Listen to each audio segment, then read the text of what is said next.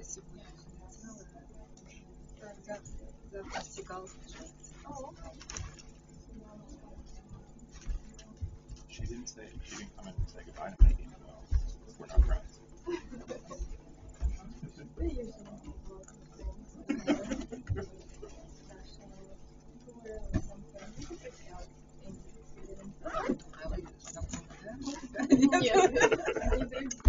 I waited in my room all day where she didn't know that I was.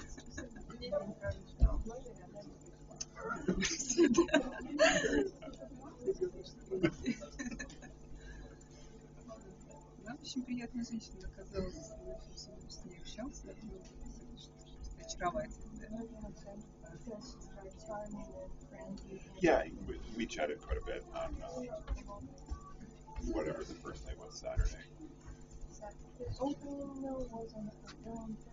Thursday, Friday, Saturday. 21 числа на фестивале, 22 с ней была встреча.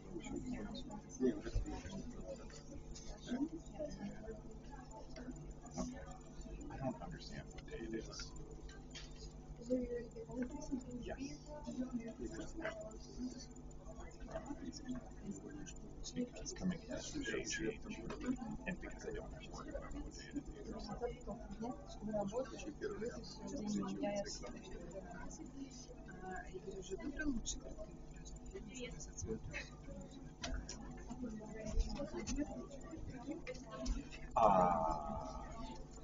That's a good question. Да? Okay. Что напомнила? Maybe you can help me. So, I know that I am choosing a film for the New York Film Academy. Если в 4К, то ладно, согласен. But there's a separate award for best short. В рамках фестиваля, естественно, Okay, so, and my understanding is that there's a bigger jury for that.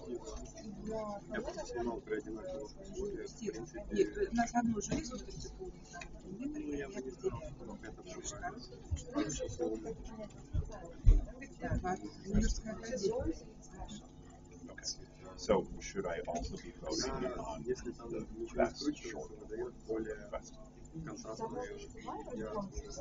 картины сюда. Нет, Ну, мне, например, Okay. And the other jury can do whatever they на want. почте потом контрасты и насыщенность. конечно. И это 4К, да, мы она как получаем бы завтра. гораздо круче. Завтра будет коктейль. Да я вон за Yes. Okay. So I pick one, and they pick новый one, блокнотик. and their choice is wrong. Что он стоит? Он стоит еще если они не будут регулироваться, Ну, это награда для режиссера, да? новый блокнотик. Ну, оно не совсем, конечно, репортаж. We can pick a one. Цікаво, да? И фотки на него там много девочек. Скажем так, не настолько универсальны. Как быстро он должен использовать Используется в течение проходит. он дров пишет на себя и как звезды в сути. Я даже с заказом, то есть при этом 4 качества. It depends on which workshop they were using. Ну, на внешнем виде через USB-C скачаются. Какой филиал? Там в этом плане он, конечно, но там нету, ну там матрица,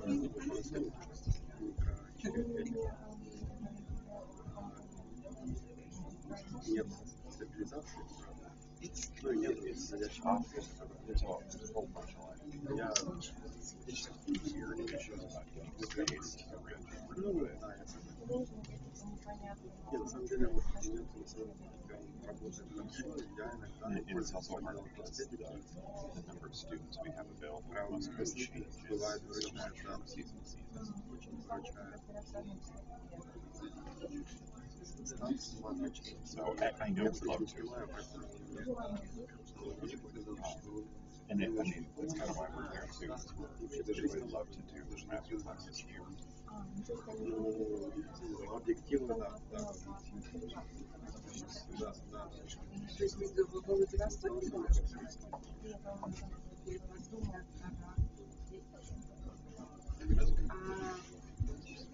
То есть они пытаются как-то свести это, как говорится.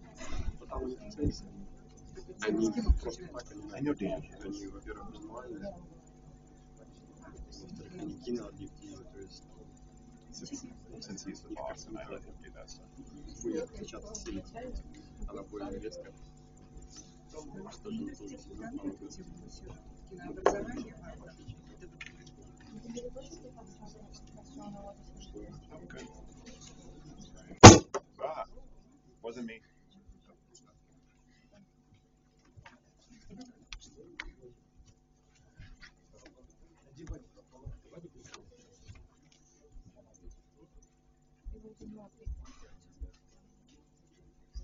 Oh no, I'm not trying to frustrate you. No, I thought you were trying to make me feel better. It'll be okay. It's okay. Yeah, well, people usually show a lot of interest to all the work. And I heard people saying that they like come here. Well, no matter what happens, we're going to tell Lydia that more people were here from us. And that they were sitting on the stairs. Mm-hmm. Mm-hmm. So people are interested. I'm glad we understand. We'll do that. But unfortunately, they post the video on the website, so we will just see the whole audience. Don't let me forget at the end to take a dumb selfie with us in the Okay. audience. I'll try. After 2 hours, I cannot promise that. Senia was translating for us earlier today, and I had this realization that I could never do that job because no matter how interesting something is, in the middle, I'll start thinking about something else. You mean while interpreting? Yeah, I would be like, and then suddenly realize I wasn't paying attention. Hello? Well, that happens. And then I'd be lost. No, then you just try to remember the last thing you heard, and then kind of say something in general, hoping that with your next phrase, I'll figure it out. That happens. That's why interpreters shouldn't work over 30 minutes. Oh, Yeah. well, sorry. That's a Who did, for the opening ceremonies, who was doing that translation? Oh, in the earphones? Yeah. Julia was. Okay. I was on the stage, I'm doing English to Russian, so I had only Oh, I answers remember. now. I remember. Yeah. On the closing, I will have more people talking on the stage. Yeah. It was long, and it was clear that Yulia was getting tired at the end because the delay in between was getting long.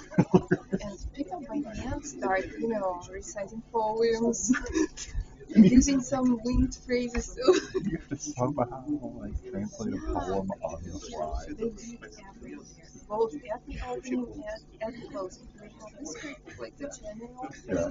but they improvise on it. Are you working with us tomorrow for the short stories, or is that somebody else? No, it's somebody else. I'm gonna be here, Seagull and Columbia.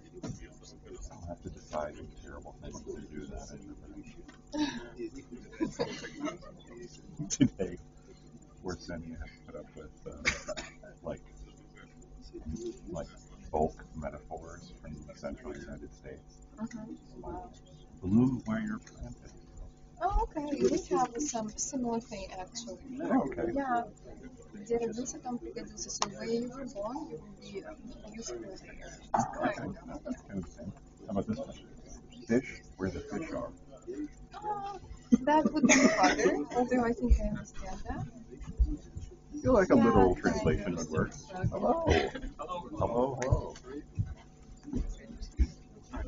News reporter.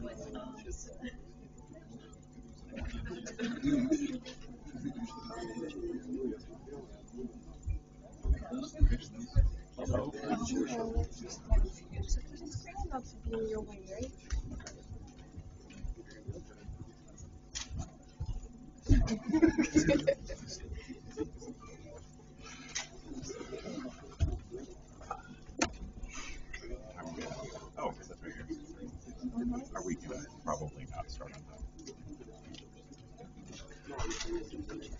Normally we do not start on time. 5 minutes. My mom says I'll be late to my funeral.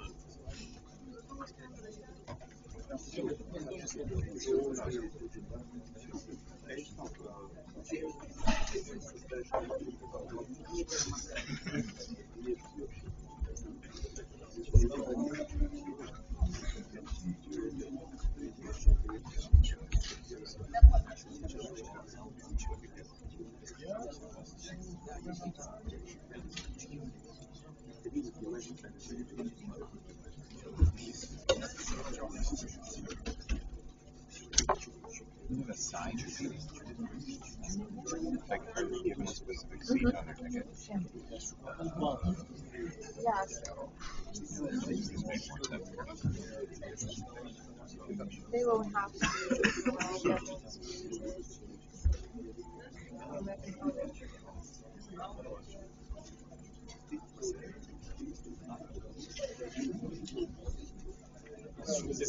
to people are still coming.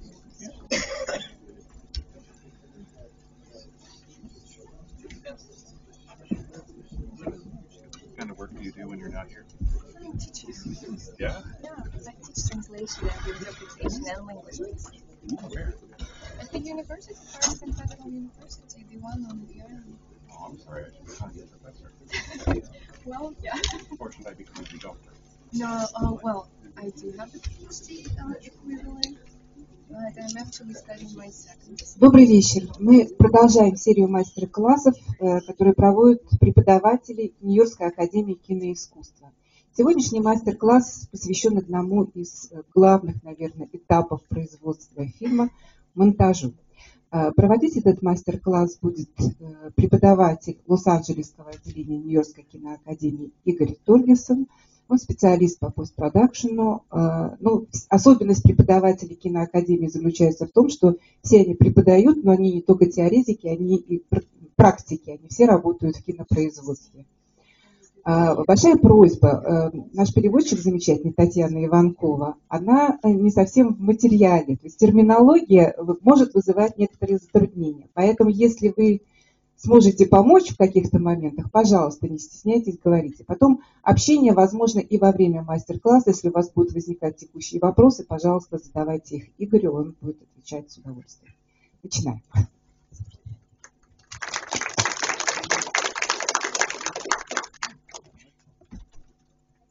Hello, everyone. Здравствуйте. Hey, now that works. Теперь работает. Hello, I feel like I said that, but now I have a microphone. Здравствуйте, я это уже говорила, но теперь могу повторить микрофон. Welcome. Some of you look familiar to me, so hopefully we've met before.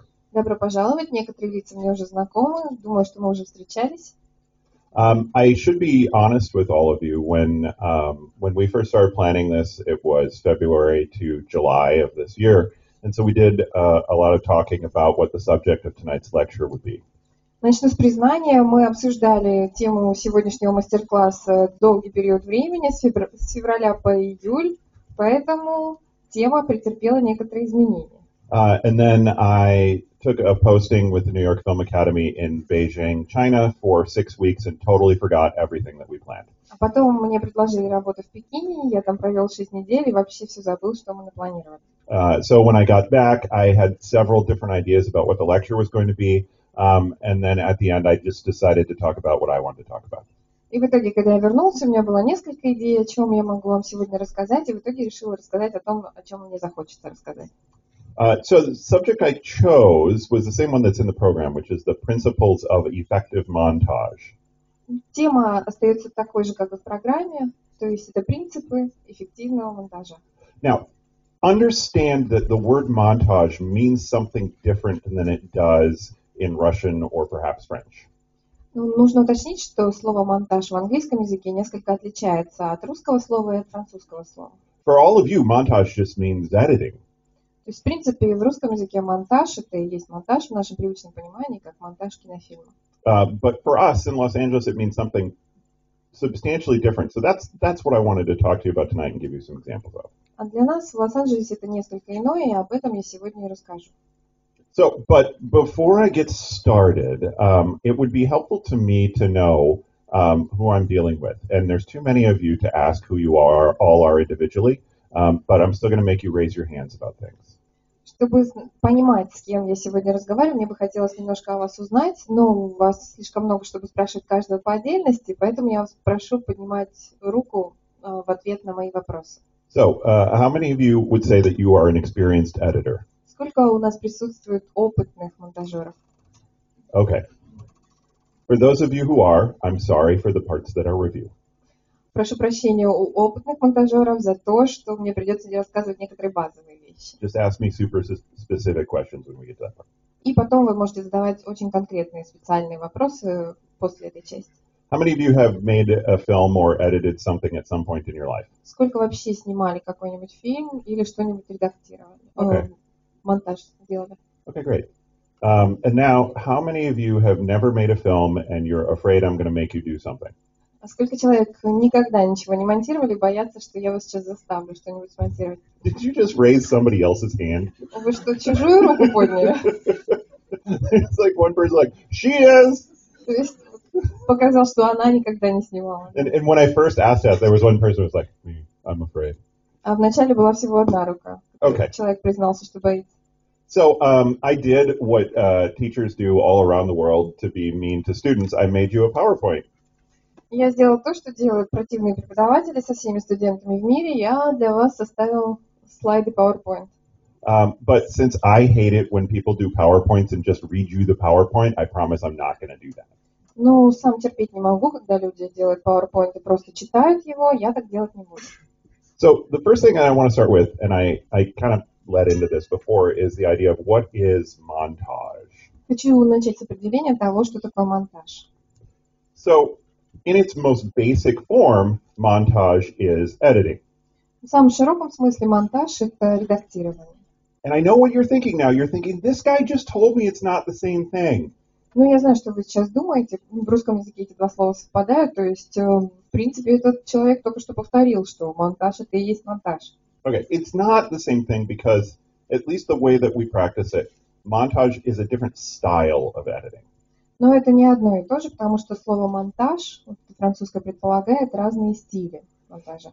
And we in America stole this word montage from the French. В американском варианте английского языка слово заимствовано из французского. Which quite literally means to put together.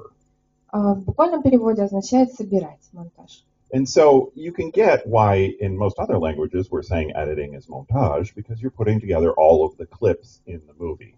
И понятно, почему это значение именно такое, потому что в целом вы собираете видеофрагменты и складываете их в единое целое.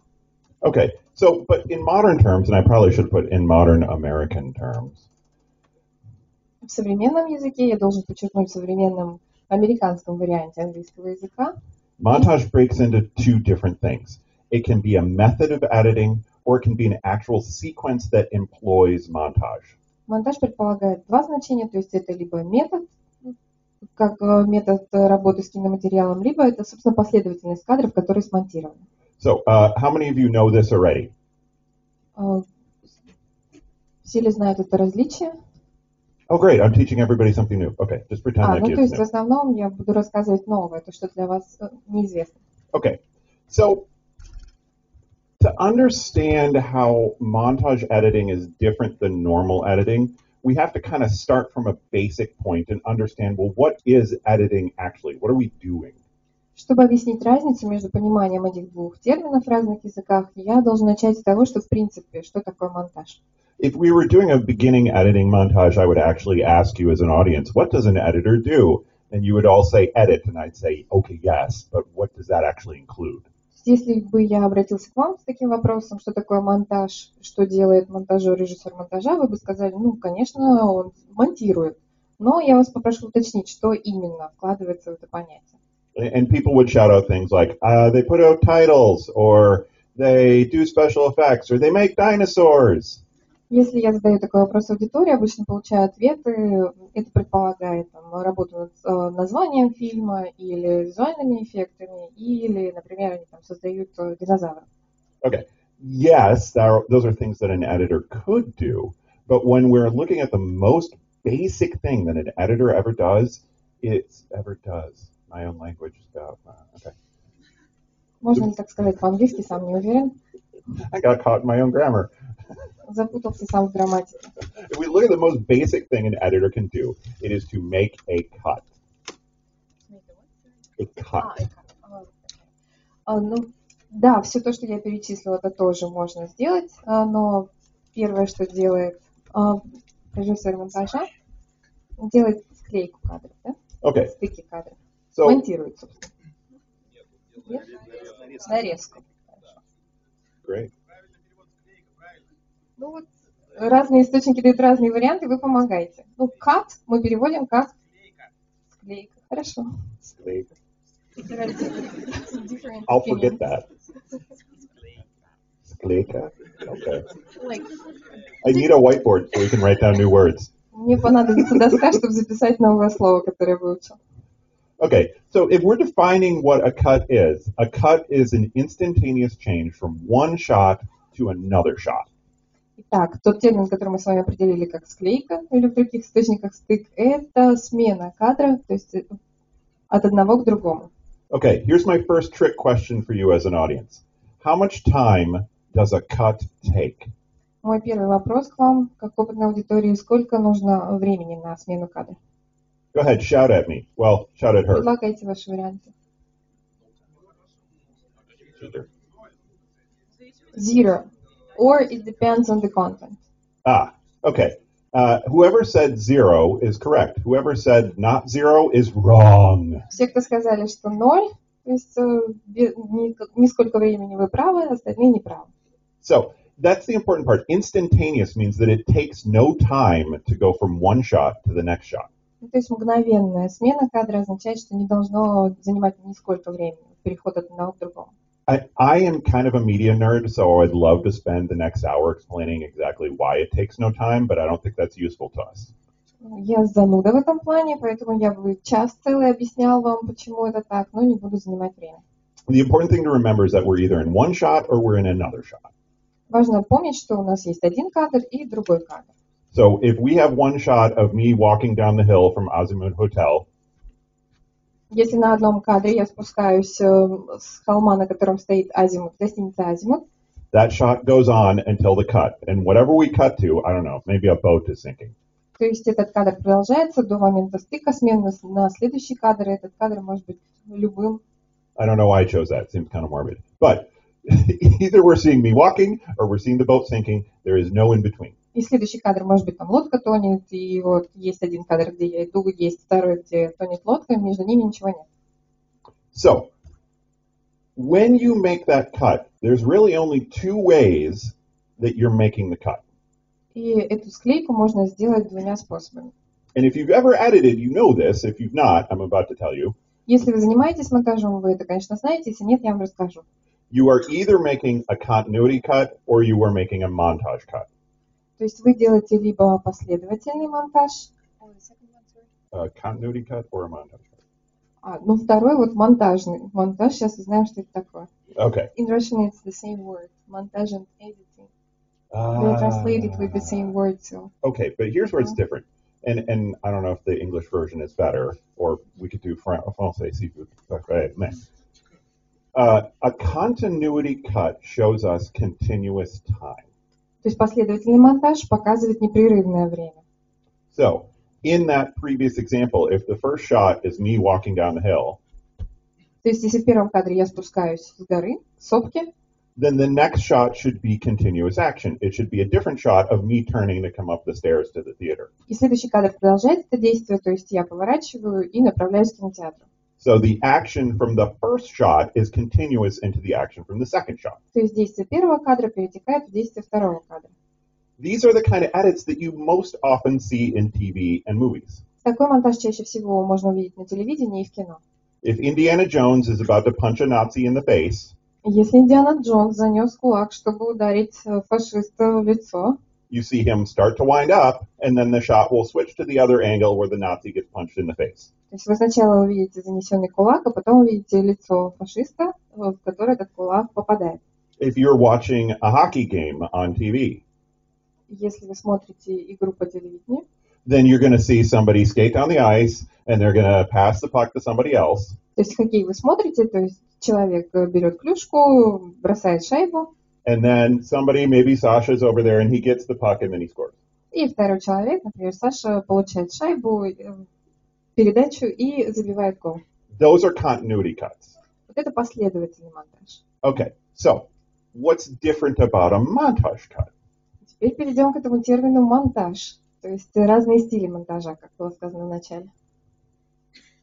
Do you want a hint? Хотите намекну? It's not continuous. Он не последовательный.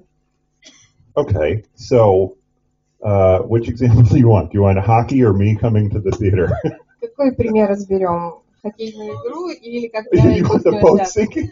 Okay, Ага, all right. как тонет лодка. I like that one actually. Okay, Это мне нравится. so we see a wide shot of a boat sinking. То есть мы видим план, как тонет лодка. And then we cut to, oh geez, what are we going to cut to? We cut to somebody pouring a beer. И давайте решим, какой кадр будет следующим. Предположим, кто-то наливает пиво. There's nothing about those two shots that tells you that they are happening one right after the other, except that the actual order of the shots, right? Никакой связи между ними нет, логической последовательности нет, просто один за другим. That's a montage cut. Вот это и есть монтаж. То есть разный стиль монтажа. Непоследовательный монтаж. Okay, but the thing is, whether you're making a continuity cut or whether you're making a montage cut, you as the editor have to make decisions about how you're going to actually do that cut. То есть вы как монтажер решаете, делаете последовательный вы или непоследовательный монтаж, то есть как именно будет монтирован кадр. If you were at my previous talk about editing off wherever we were, I'm sorry, this is a little bit of review, but it's important. That's why we're reviewing it. Извините, сейчас немножко повторюсь, потому что это очень важно. So, how many of you have made a cut? Кто из вас занимался склейкой кадров, монтированием кадров? Okay, great. Отлично. How much thought did you put into making the cut? Долго ли вы думали над тем, как сделать эту склейку? An hour? You spent an Час. hour on one cut? Час на один стык, на одну склейку? It was an awesome cut. Это был какой-то великолепный вообще стык, монтаж. What did you do during that hour? И чем вы занимались целый час? So you just went like, Думал.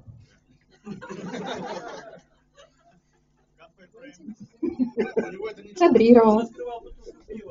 He was opening a bottle of beer.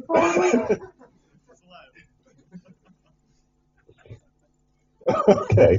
I mean, I believe that you can spend an hour on a certain cut. Yes. And I have done it. Могу в это поверить, что можно и час заниматься этим. Да, я думаю, со мной такое тоже бывало.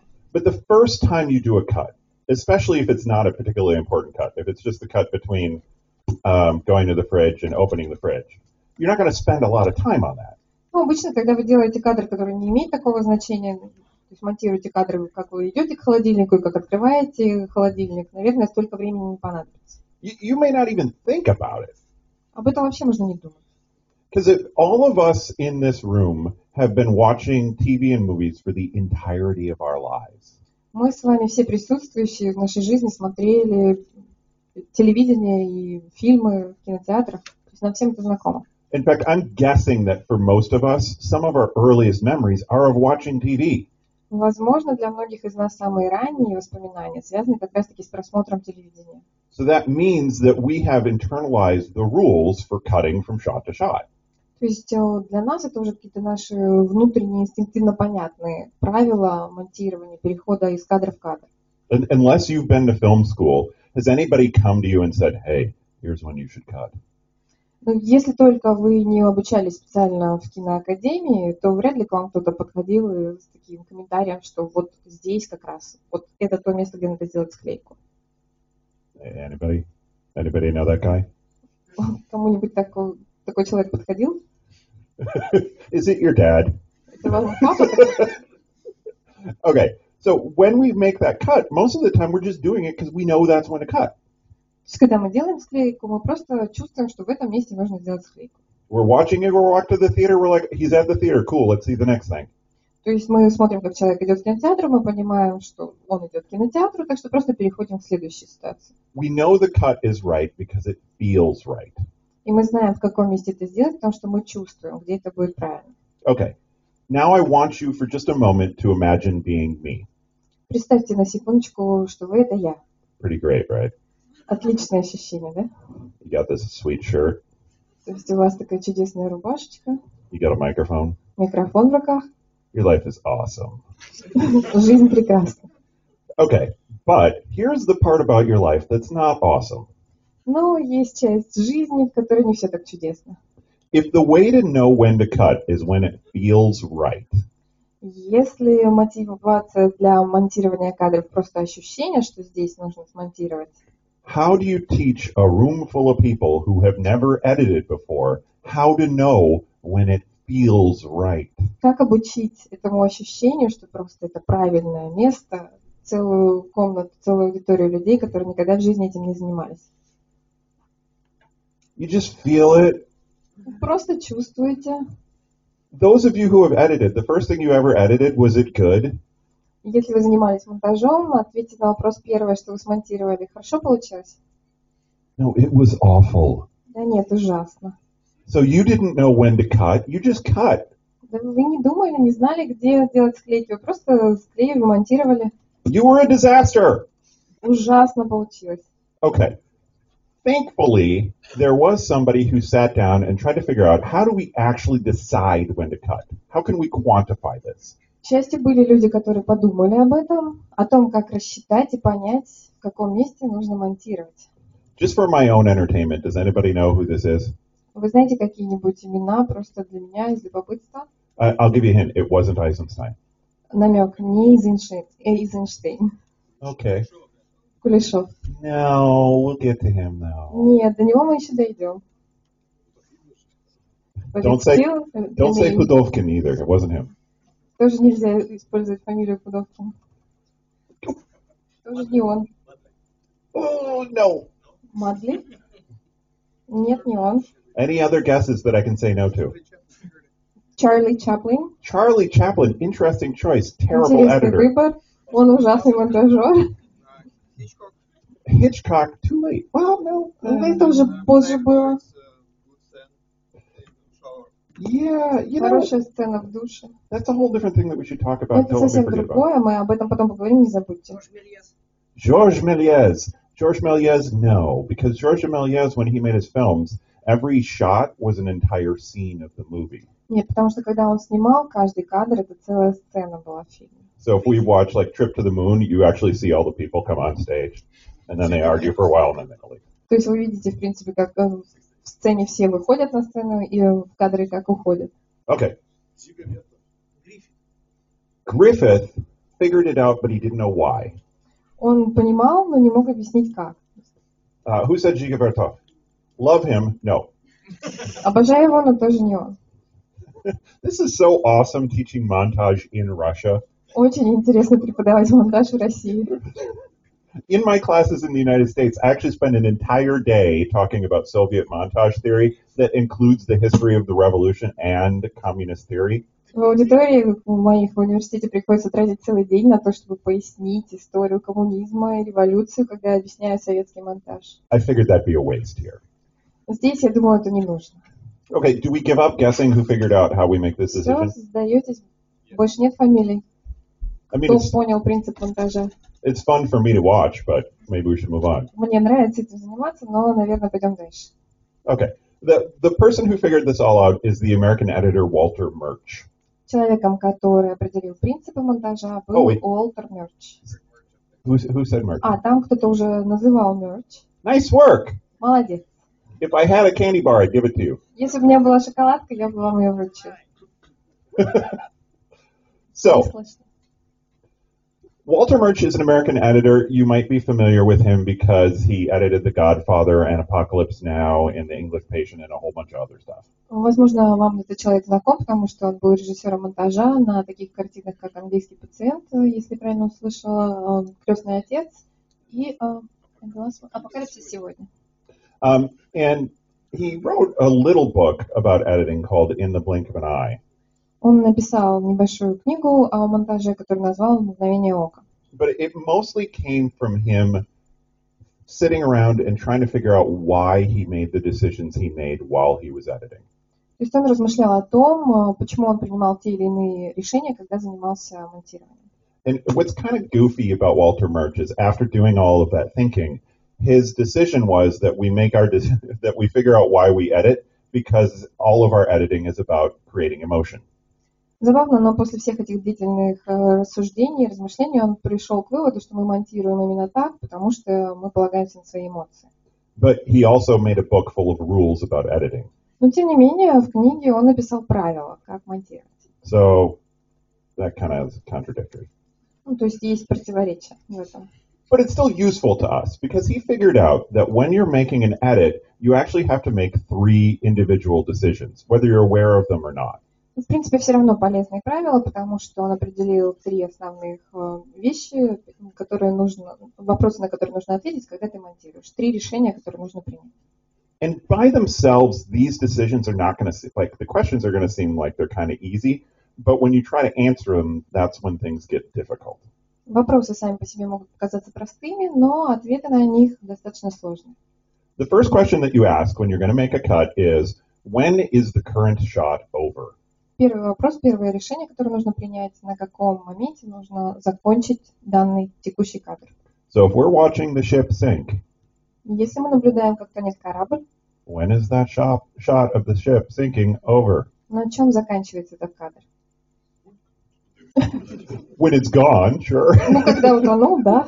Yeah, but sometimes it's not as easy. Like if it's just a shot of me walking to this lecture, Но не все так просто, если вы смотрите кадры, как я иду на лекцию. when are we going to stop watching me walk? Когда прекратим наблюдать за этим? На чем остановимся? At some point we better stop because it's boring. Когда-то надо заканчивать, скучно же. But once we decide that the shot is over, the next question we have to ask ourselves is, Когда мы ответили на первый вопрос, то второй. what is the next shot? А какой следующий кадр? So the next one is you're passing the sinking boat. It could be. Sure. Можно и так, конечно. But chances are it's probably not another shot of me walking. Но, вероятнее всего, другой кадр, не тот, где я иду. Unless there's something different about it, like it's really hard walking. Если только что-то поменялось, может быть, я иду с каким-то усилием. Okay, so does anybody have any idea what the third question is? А какой третий вопрос? Как вы думаете? When the next shot is over? Nope, that's the beginning of the next set. Нет, это вы по кругу начинаете задавать вопросы. Like, What's going to happen next? What's the length? What's the timing? I'll just tell you. Я просто вам скажу. When in the new shot do we start? Когда начинать в следующем кадре? Okay. By themselves, the questions seem relatively easy, right? То есть сами по себе вопросы простые, но How do we answer them? как на них ответить? Like, how do we know the current shot is over? То есть как понять, когда закончился первый кадр? Just feel it. When it's When it's boring. boring. Когда скучно, когда надоело, да. Why is a shot boring? А почему кадр может стать скучным? You've read this. Nothing is happening. А вы читали мои слайды. Okay, yeah, we decide that the shot is over when the audience is getting no new information. Когда зрители не узнают больше ничего нового из кадра. And it can be in different forms. It can be plot information, И может быть разные причины этого. or it could be emotional information. Plot, like story. Может быть сюжет, да, перестал развиваться, или эмоциональная информация больше не поступает. Like if I'm walking down the street, we don't need to see me walking for 10 minutes to get that I'm walking. То есть если я иду по улице, вам не понадобится 10 минут наблюдать за мной, чтобы понять, что я иду. But if while I'm walking I decide it's time to break up with my girlfriend, Но если во время ходьбы я решила расстаться с девушкой, then we might need more of that shot. тогда, возможно, кадр стоит продлить. Okay, so now that we know that we're ending the shot because there's no new information, what are we deciding in the second question? What is the next shot? То есть, если ответ на первый вопрос мы уже знаем, когда информация новая не поступает, тогда какой ответ на второй вопрос? Что будет в следующем кадре? Something new? New information, новая информация, да. Yeah, obviously you want to go to new information. And so then that means answering the third question should be relatively easy as well. When in that new shot do you start? Да, на второй вопрос ответ новая информация, тогда легко ответить на третий вопрос, когда начинать следующий кадр. С чего? At the new То information. есть на моменте появления новой информации. So if we're cutting from me walking and we see the ship sinking in the background, we probably want to cut to the point where the ship is sinking. То есть когда мы монтируем, как я иду, и корабль тонет, то мы монтируем до того момента, когда корабль тонет. We probably don't want to cut to the part where somebody's like, Ship sinking, scene 2, take 5. То есть мы не должны увидеть в кадре, как кто-то объявляет следующий кадр. okay, that's a super basic way of looking at the cut, but it's important for us because it helps us understand why both continuity cuts and montage cuts work. Ну, это, конечно, очень базовые вещи, но они нам помогут понять, почему и последовательный монтаж, и разные стили монтажа имеют право на существование и эффективны. It's also, believe it or not, a secret to making edits that aren't terrible. Вы можете верить в это или нет, но это также секрет, почему монтажеры справляются со своей работой. I tell people this and they're like, oh yeah, okay, that's great, whatever, Igor. Когда я это людям говорю, ну, они как-то к этому так относятся. Ну да, все хорошо, Игорь, понятно все. But I promise, do this, your movie is not going to be bad. Но, честное слово, если вы будете следовать этим принципам, ваш фильм получится неплохим. Okay, let me take that back. If your movie is stupid, it'll be stupid. Ну, нет, заберу обратно. Если фильм глупый, то он останется глупым. But think about a terrible movie that you have seen recently. Вспомните какой-нибудь ужасный фильм, который вы недавно посмотрели.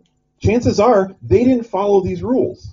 Вполне вероятно, что в нем не соблюдались эти правила. They maybe stayed in a shot forever. Возможно, какой-то кадр длился бесконечно. They stayed in that shot of somebody walking through the dead forest for like 3 minutes. Возможно, кто-то шел через мертвый лес 3 минуты. And the filmmaker was like, but they have to understand he's lonely. И, возможно, у режиссера была мотивация, что нужно понять, что человек одинок. He's not the only lonely one.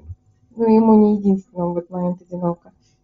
Or filmmakers will often do things where they're afraid that their film is boring. Или часто режиссеру страшно от того, что ему кажется, что фильм будет скучным. I don't normally pick on major filmmakers during this stuff, but I'm going to. Я обычно не высмеиваю в таких примерах известных кинорежиссеров, но сейчас я это сделаю. So let's just keep this between all of us in this room. Давайте никому об этом не скажем. Anybody ever see a Michael Bay film? Смотрели фильмы Майкла Бэя? Yeah. Like Transformers 17? Трансформеры, например, 17. I'm just saying 17 because I don't know how many there are and they Я не won't знаю, stop. сколько их сейчас, поэтому вот назвал цифру 17. Okay. I don't know if he does this on purpose. Maybe he just thinks it's his style. But Не знаю, зачем он это делает. Может, он думает, что у него стиль такой. very often filmmakers will cut a lot. Но очень часто режиссеры увлекаются монтированием. They're constantly cutting from one shot to another shot to another shot to another shot to another shot to another shot. Один кадр, склейка, другой, еще одна, еще одна, еще одна. I wanted to go longer just to see if you do it. Хочу еще много раз повторить, посмотреть, как это звучит. But they have this idea that for some reason that cutting a lot is going to make the story exciting. Им почему-то кажется, что благодаря этому сюжет станет более динамичным, более интересным. They have this thing where they say, well, but there are more cuts, so that's more energy. Что склейки эти дают больше энергии фильму.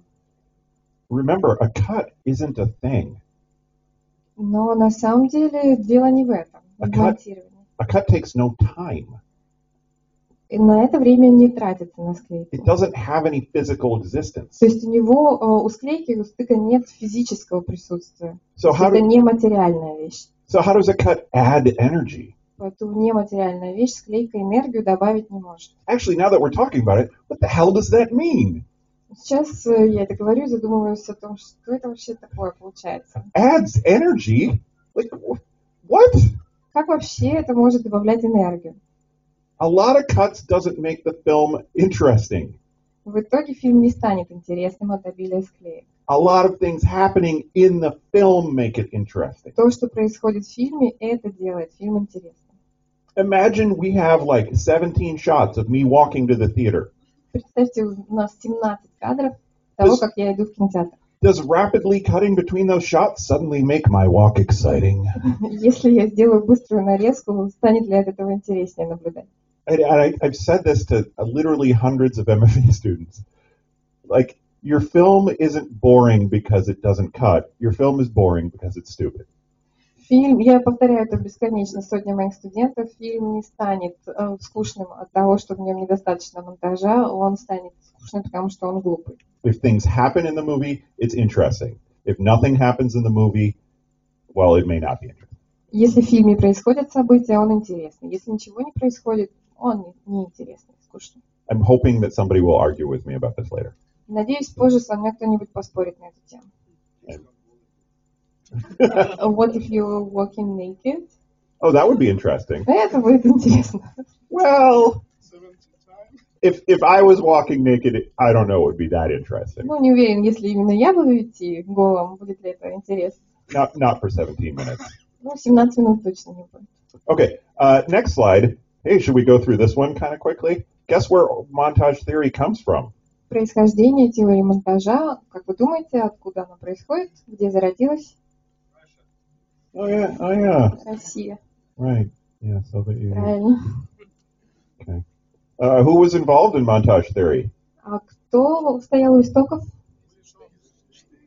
All right, yeah. Знаем. Those guys. Yeah. Ну, вы видите, да, Лев Кулешов, Всеволод Пудовкин. So what was the thing they discovered? И что они открыли? Yeah, and then Kuleshov effect. Эффект Кулешова. So I put a definition up there. The Kuleshov effect is essentially that images in series will create narrative. Вы видите определение на слайде, что последовательные изображения создают повествование. And so what that means is, as soon as you start putting different pictures in front of people, no matter what, they'll create a story to connect those images. Если вы покажете последовательно людям несколько кадров, то люди додумают взаимосвязь между ними, получится сюжет. And I created my own Kuleshov experiment. We'll see if it works. Давайте проэкспериментируем. Я создал сам подобие эксперимента Кулешова. Посмотрим, что получится. I'm also realizing that we have a test slide in here that didn't get deleted, so everybody close your eyes for a second or you're going to be blinded. Закройте глаза на секундочку. Close your eyes. Закрывайте глаза. Okay. Hey, look at that. Pizza Вы видите пиццу and beer. и пиво. Who's hungry? Кто голодный? Is that beer or is that soda? Это пиво или газировка. It's my lecture. I say it's beer. Это моя лекция, так что сказал пиво, значит пиво. Okay, so who's hungry? Кто голоден? This guy. Вот этот парень. Isn't he? Doesn't he look hungry? Here, look. Pizza. По нему видно, что голодный, да? Видите, пицца, Dude. парень. Pizza. Dude. Pizza. Dude. More close up. It would be better if I had that. Yeah. So, I mean, this is essentially how the Kuleshov effect works. Is if I showed you this picture first of this guy, you just see a dude with a neutral expression. Вот и есть эффект Кулешова. То есть, если бы я вам сначала показал фотографию молодого человека, вы бы сказали, ну, просто молодой человек, нейтральное выражение лица. But because I put the pizza before it, it feels like he's hungry and he wants the pizza. Поскольку перед этим вы увидели пиццу, то вы понимаете, что человек голоден, и он хочет эту пиццу. The same thing can happen with a piece of video. So, like this. То же самое происходит в видео. Например, вот в этом. Oh, isn't that cute? A little mouse. Симпатичная мышка. Okay. Well, I wonder what's next. Oh. Интересно, что дальше. Okay. Итак, So, what's going on? что происходит? So somebody is gonna get eaten. Yeah, somebody's going to eat. Да, кто-то сейчас пообедает. Okay, what's kind of weird about this, though, is that we all tend to make the same decisions when presented with images. Удивительно, но мы все примем одинаковое решение, когда увидим одни и те же изображения. And if you think about it, that's pretty weird. На самом деле, если задуматься, это довольно странно. Why would I, some weirdo from Los Angeles, Как так происходит, что я, какой-то чудак из Лос-Анджелеса, make the same conclusion about the mouse and the eagle that all of you did, wonderful people from Vladivostok? делаю тот же вывод о том, что сейчас орел съест мышку, такой же вывод, как и вы, все замечательные люди из Владивостока. Weird, right? Странно. Now, some of you talked about Eisenstein. One of the things that Eisenstein figured out is not only could you make the same decisions based on story, you could actually make people feel whatever you wanted them to feel, how you put pictures together. Вы упоминали Эйзенштейна, и один из выводов, к которым он пришел, что вы можете вложить нечто в изображение, чтобы заставить людей почувствовать то, что вы запланировали, то, что вы хотите. Okay, so why does that happen? Why does montage work? Why can I show you a picture of a brick and then a picture of a foot, and you think, oh, that person's poor foot? Так почему работает монтаж? То есть, если я вам покажу кирпич и ногу человека, то вы почувствуете, испытаете сочувствие к человеку, что сейчас ему будет больно в его ноге. Подсказывает жизненный опыт. We know this from our life experience. Yes, all the times we've dropped bricks on our feet. Да, мы все знаем, что часто в жизни роняем кирпичи на ноги. Okay, this is honestly my favorite part of the entire lecture. И это моя любимая часть лекции. Why does montage work? Почему монтаж работает? Почему он Nobody эффективен? knows. Никто не знает. Honestly, we don't. That we've researched it, but because we can't actually get inside people's brains while this is happening, we don't know exactly what's going on. Да, это честный ответ. Конечно, существует исследование, мы пытаемся исследовать монтаж, но никто точно не знает, что происходит в голове у человека. However, we can theorize. And one of the things that we know about how our brains work is that our brains are built to find patterns. Мы можем предположить на основе теории, что в частности человеческий мозг так устроен, что он во всем ищет некие шаблоны, повторяющиеся. That's just how we think, for whatever reason. It probably saved us from being eaten by tigers. Просто так мы мыслим, возможно, это наш предыдущий опыт от того, как людей поедали тигры. I mean, why else would it be that we look into the sky at night and see a bunch of stars and we form them into shapes? Как иначе объяснить то, что мы ночью смотрим на небо, видим звезды, и мы понимаем, что это форма звезды? Or why do letters and writing work? It's because we recognize those patterns and create meaning. Или почему мы понимаем буквы? Потому что мы узнаем шаблоны, привычные символы, и поэтому мы можем их понимать и читать. So that means that if we see a mouse and we see an eagle, we're creating the pattern. То есть, если мы видим орла и видим мышку, мы распознаем шаблон. Chomp, chomp. Хрум-хрум, или какой там звук, когда едят мышей. The other thing about our brains is that they are built to find cause-effect relationships, even where cause-effect relationships don't exist. Следующий принцип, что человеческий мозг склонен искать причинно-следственные связи, даже если их там на самом деле нет. So my example of a brick and a foot, there's no cause-effect relationship in those pictures. То есть на изображениях ноги и кирпича, о которых я говорил, прямой причинно-следственной связи нет. But we create it just because we're given those two pictures. The brick is going to be the cause of pain to the foot. Но мы сами создаем эту причинно-следственную связь, потому что мы видим эти изображения, что ноге будет больно. Okay, can I try an experiment with all of you about montage effect? Мы можем с вами проэкспериментировать на тему эффекта монтажа. It's like, not like you could say no. Вы можете, будто бы вы можете отказать. If you don't want to, just don't listen. Ну, если не хотите, не слушайте. Honestly, this is just for my own entertainment.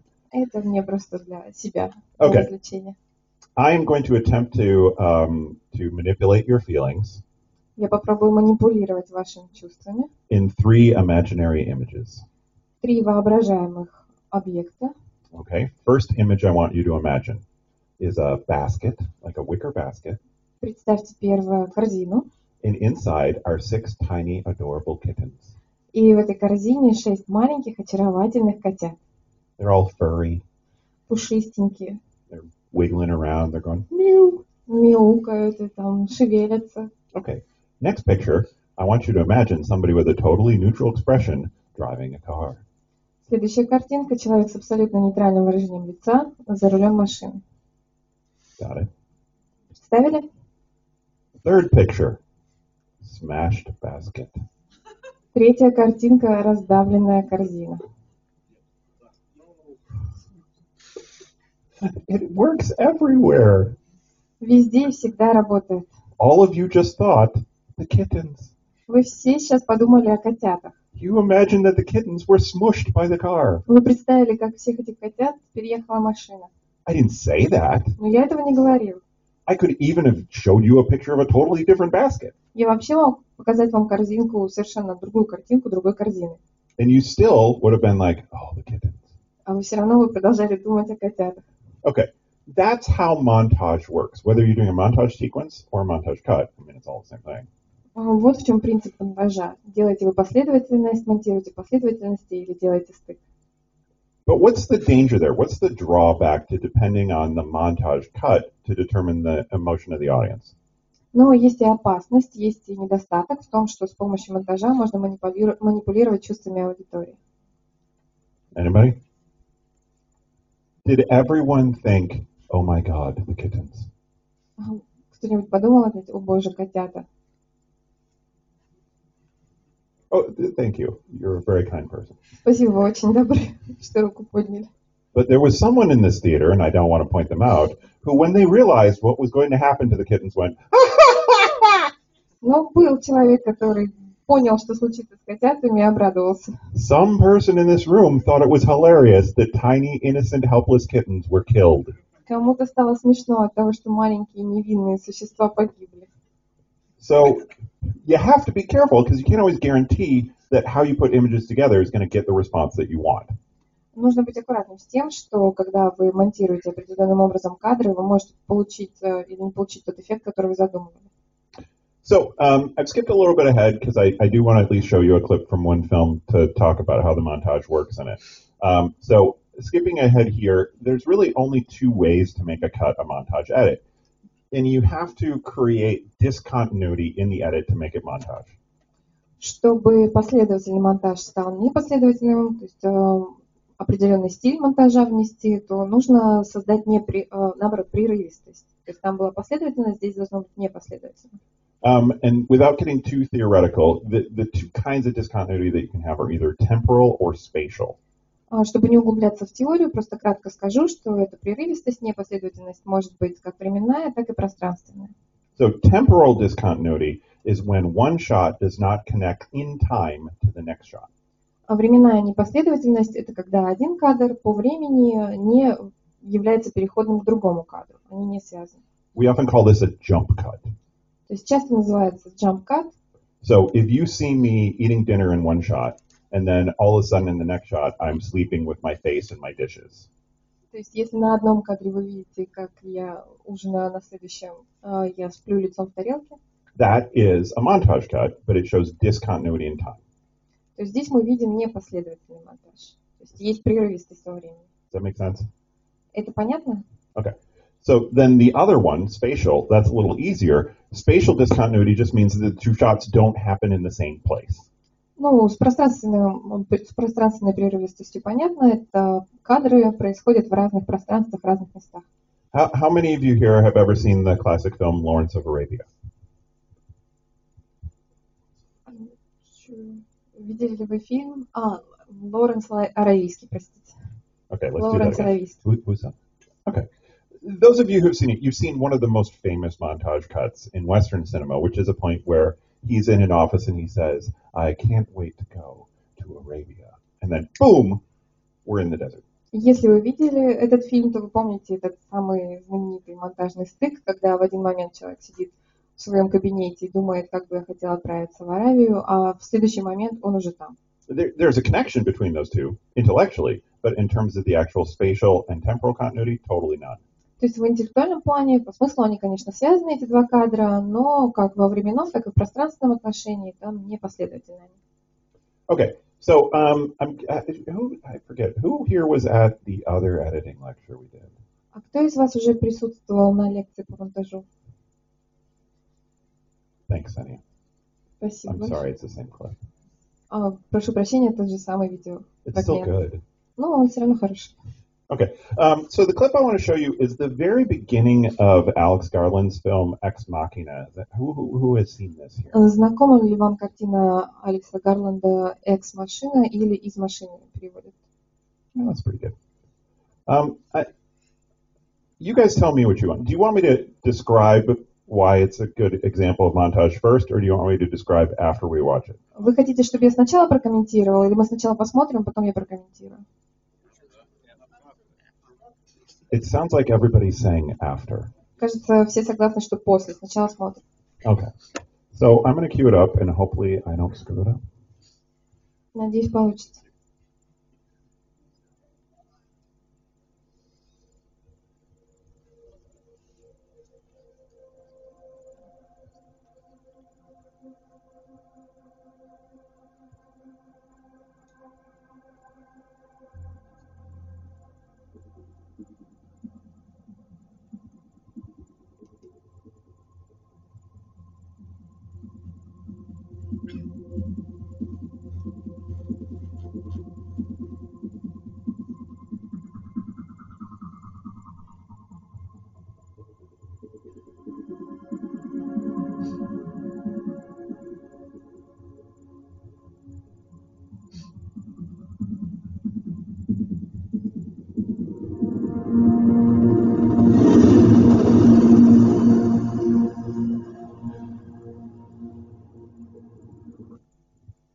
Okay, I told you it was just a small part.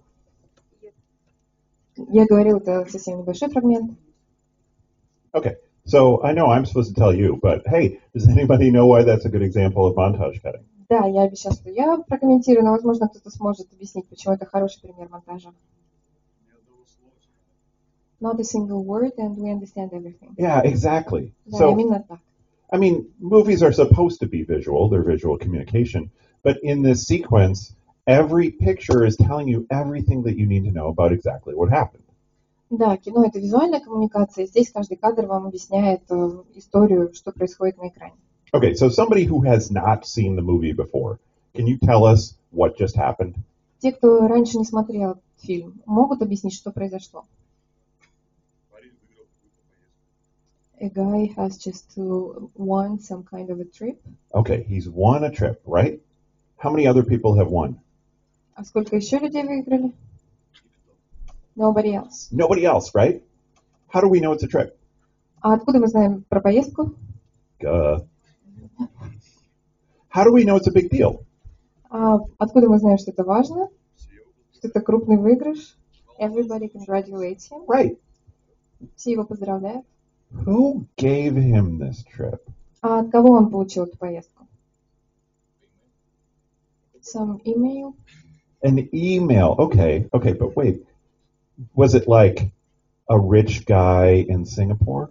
Это какой-то богатый человек из Сингапура? Was it a multinational corporation based in Chicago, Illinois? Или какая-то мультинациональная корпорация из Чикаго, в штате Иллинойс?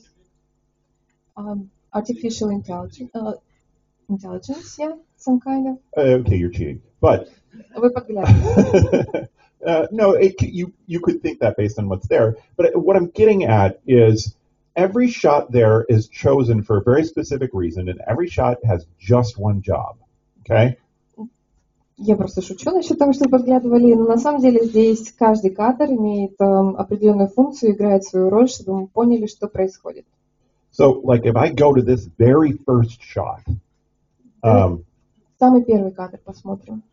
I don't want to, since it's not a film criticism class, I'm not going to talk about why there's so much glass in the picture, but Поскольку это не занятие по критике, кинокритике, не буду упоминать, что здесь слишком много стекла. what is the job of this shot? Но в чем функция этого кадра? Exposition. Exposition. What specifically is it telling us? Что именно мы узнаем? It's a kind of a business center. Yeah, we're in an office, right? Это офис. Oh, this is establishing shot? Yes. Or master shot? Yeah, we call it an establishing shot because it tells us where we are. Да, опорный план, заявочный план. And it only, like, remember those three questions we went through? Помните 3 вопроса, которые мы обсуждали? This only stays up long enough for us to understand we are in an office. Кадр длится не дольше, чем мы понимаем, что мы в офисе. I know how to do this. I've used PowerPoint before. Gotcha. Bless it. Oh, found it. Нашел. Okay, stays up long enough for us to know that. Then what's our next shot? А следующий кадр? Что мы видим? The character comes in. I don't know that that's him. Персонаж заходит. I don't Не think that's уверен, him. что это и наш be. персонаж. But I don't think that's the job of this shot. Не в этом функция данного кадра. Some kind of high-tech, people with gadgets, Right. so this environment. So first shot, we're in an office. Second shot, it's a high-tech office. Да, в первом кадре мы видим офис, во втором мы понимаем, что здесь имеет дело с высокими технологиями, хай-тек. Right, look how stupid it is.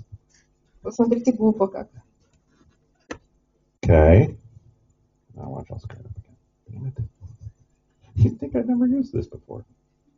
Вы подумаете, что это мой первый опыт, но нет, я умею это делать. High-tech office. Third shot. Третий кадр. Fish. Right. Okay. Правильно, рыбки. You could argue we don't need this shot. Можно поспорить, что, возможно, этот кадр и не был нужен. We already know we're in an office. Мы уже знаем, что мы в офисе. We already know it's a high-tech office that apparently is on the second floor.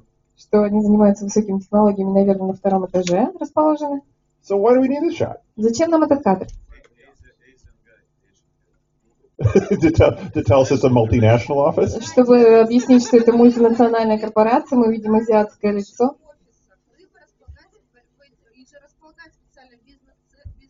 Fish tanks are typical of big offices of huge companies. Okay. Some kind of psychological, relaxation and meditation. So big companies do that. Or they make you hungry. Или это будет не психологическое расслабление, а вы есть захотите, когда-нибудь посмотрите. Okay, so remember, the point of your montage is both to get across story information and emotional information. Мы помним, что функция монтажа — это не только донести сюжет, но и передать эмоциональную информацию. So we know it's a big office, we know it's high tech. Now we see this idiot in front of the fish. Да, мы понимаем, что это офис, это высокие технологии, и видим какого-то идиота перед аквариумом. Yeah, and it's telling us it's a huge company. Who else would have freaking fish in their office? И все это признаки крупной компании. Да, кто еще будет заводить рыбок в офисе? But it also is to give us as the audience the feeling of what it's like to work there. Мы также получаем ощущение, понимание того, как себя чувствуют люди в этом офисе. So that then when we go to the fourth shot, what are we seeing? Так что, когда мы переходим на четвертый кадр, что мы видим?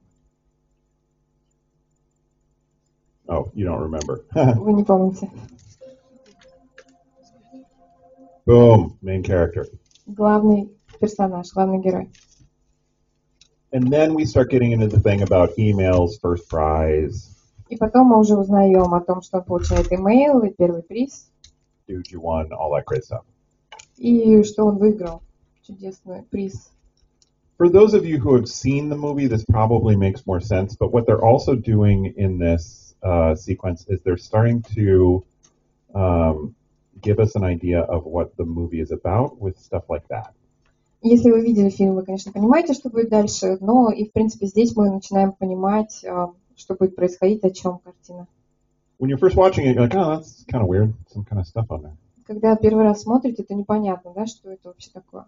But in case you're not clear on what's going on, Но если непонятно, every time he turns away from that, what do you see? каждый раз, когда он отворачивается, что мы видим? He's being watched. Yeah. For surveillance. Yeah, so his face is being mapped by all of these cameras around him, which is giving us an idea of what the entire film is going to be about. То есть его лицо постоянно попадает в поле зрения камер, то есть мы понимаем, о чем будет фильм. Okay, so I'm going to rush through the next couple things because I'm desperate to give you knowledge. Я хочу вам рассказать что-то полезное, поэтому пропущу немножко. So what we just saw there is called a montage sequence. That's a bunch of montage edits together. То есть то, что мы увидели, ряд смонтированных кадров, смонтированную последовательность. And why you're doing this serves a couple purposes in a modern film. И в современных кинокартинах есть несколько функций. The most important thing that a montage does is it compresses time. Первый, монтаж позволяет сократить время, компрессировать время. Because you're not seeing the entirety of every action, you're just getting the most important parts, so you're able to jump very quickly forward through time. Конечно, вы не видите каждое действие от начала до конца, поэтому можно перепрыгивать через временные отрезки. То есть просто вы понимаете, что действие происходит. If you've ever seen a Rocky movie, you understand a training montage. Если вы видели картину Рокки, то вы помните монтаж на его тренировках. We have to use a montage for Rocky training, otherwise the movie is going to be 6 months long. Если не было монтажа, мы бы наблюдали картину полугодовой длительности, то есть хронометраж полгода, как он тренируется. I don't want to watch Sylvester Stallone do pull-ups for 3 hours. И совершенно не хочу смотреть, как Сталлоне отжимается 3 часа. I can see him do 2, and I get it. He's doing pull-ups. 2 отжимания достаточно, я понимаю идею. The next thing a montage does is it advances the plot. Следующая функция монтажа, он развивает сюжет. So we see Rocky do one exercise, then another exercise, then he runs through the neighborhood, and everybody's like, hey, it's Rocky. Ну, то есть, пример с Рокки, он делает одно упражнение, второе упражнение, и потом мы его видим, как он ходит по улицам, и «Привет, я Рокки». So we know that time has advanced, and he's gotten ready for his fight. Мы знаем, что он готовится к поединку. The last thing that a montage can do, no, it's not the last thing, the second to last thing. Последняя, или вернее предпоследняя функция монтажа, он раскрывает персонажа. Is it expands on the characters, yeah. So it lets us know more about who they are by putting them in different situations and seeing how they react to it. Раскрывает персонажа, помещая его в разные ситуации и показывая его реакцию на эти ситуации. In the opening to Ex Machina, what did we learn about the main character? В первом сюжете, в первом кадре, что мы узнали о персонаже, вот из машины картины. Что мы о нем узнали в этом фрагменте. He works in a big office. He works in a big office. Does anything cool ever happen to him? То есть офис, он программист. Происходит ли с ним что-то интересное вообще в его жизни? Probably not. No. Возможно, нет. And we know that based on how he reacts and how the other characters react. И мы это узнаем и по его реакции, и по реакции других персонажей.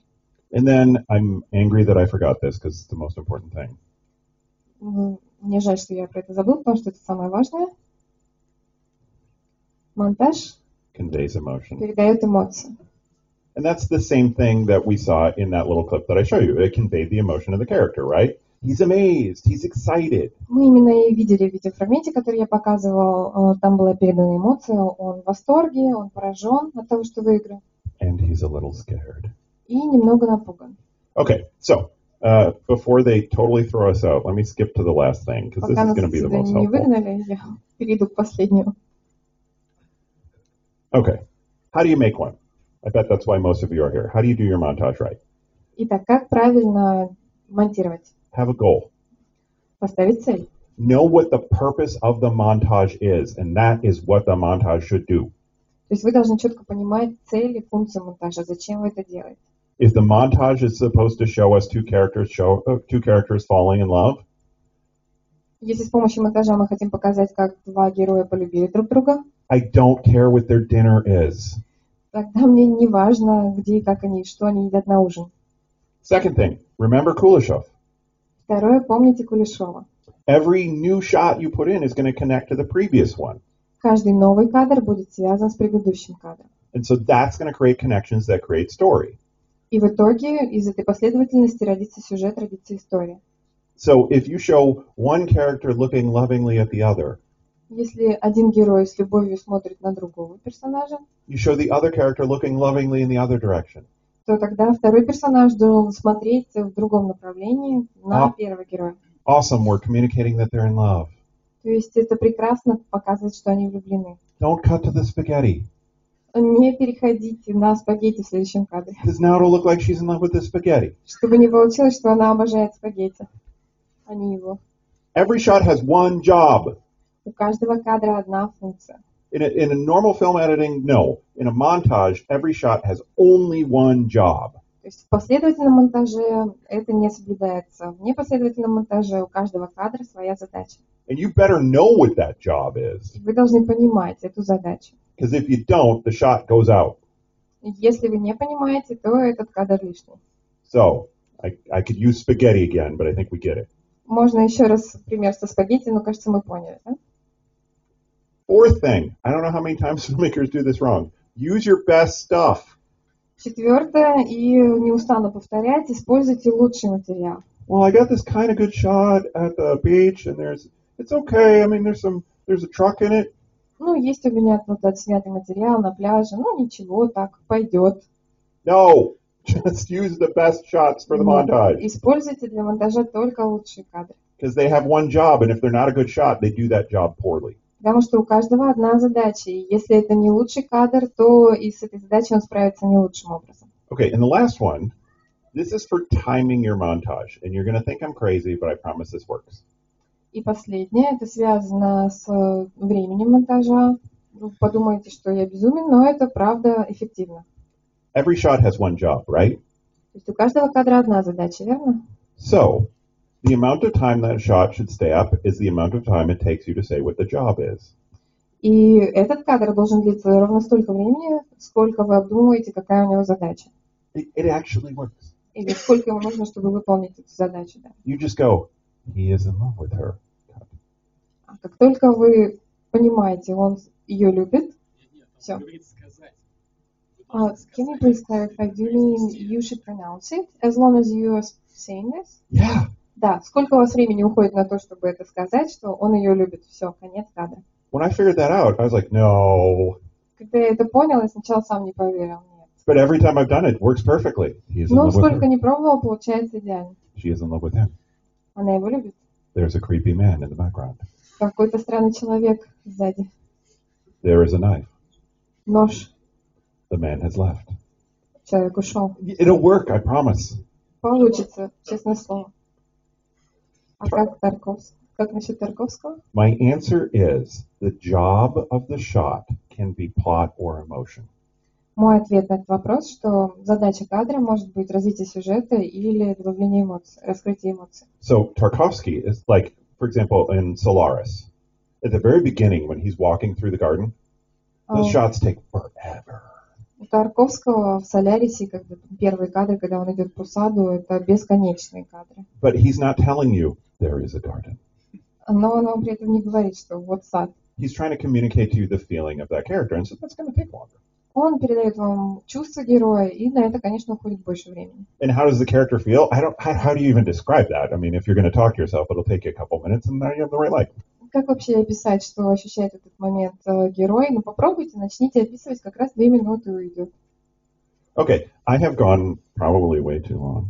Ой, я перебрал время, наверное, слишком много про это говорил. I thought you might like to see Scotty. Actually, that's the last point was the most important that people should take from this place. Возможно, последнее, что вы сказали, это было самое важное усилие. The talk to yourself part? Что поговорить. Да, произнесите. Okay, well, thanks for sitting around for 90 minutes to get to it. Спасибо, что вы сидели, чтобы добраться до этого пункта. I honestly don't know how much question time we have. Does anybody? Can anyone Не уверен, tell me? сколько у меня времени на вопросы. We have time until 9. Oh, we have time until 9? Okay, we have 90 minutes for questions. 1,5 часа на вопросы. But honestly, though, yeah, hit me with some questions and I will do my best to answer them without making anything up. Пожалуйста, задавайте вопросы, постараюсь на них ответить, ничего не придумывая.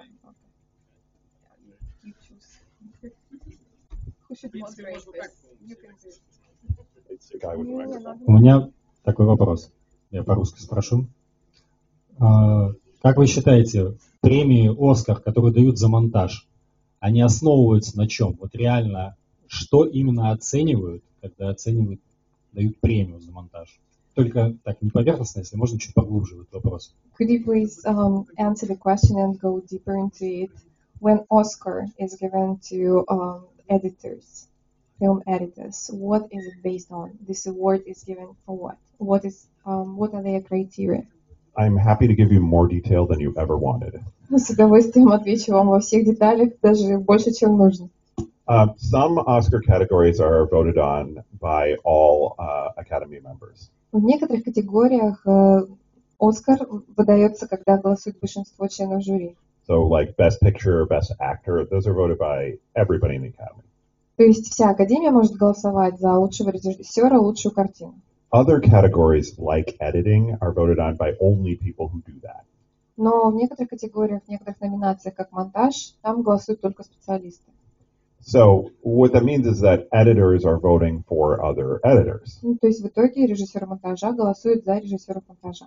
And I don't want to disappoint anybody, but the Oscars are kind of a popularity contest. Не хочу никого расстраивать, но обычно Оскар — это такой конкурс на основе... То есть он сравнивает, кто более популярен. Why else would Shakespeare in Love have beaten Elizabeth? Иначе как бы влюбленный Шекспир победил Элизабет. So there's a couple things that happen when they're voting for editing Oscars.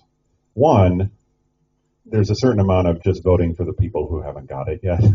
Есть несколько критериев, но первый Оскар дают тому, кто раньше Оскар не получал. So, because there's just a certain number of editors who are doing the really high-level editing. Потому что в мире не так уж много режиссеров монтажа, кто делает монтаж на действительно высоком уровне. But the other thing that they're judging is, and it goes both ways. One, is the editor doing anything that's innovative? Но также они судят еще по нескольким критериям. Первое, делает ли этот человек что-то инновационное. Two, have they done something that tells the story in a way that is more effective than it could have been done? Применили ли они какой-то особо эффективный метод, то есть больше, чем можно было ожидать в этой ситуации. And so what that means is that ultimately, because the editors are storytellers, they are choosing the way to tell the story by how they arrange the shots. Поскольку задача режиссера монтажа рассказать историю, передать сюжет, то что они делают, они выбирают методы и приемы, инструменты, как это сделать, как передать сюжет.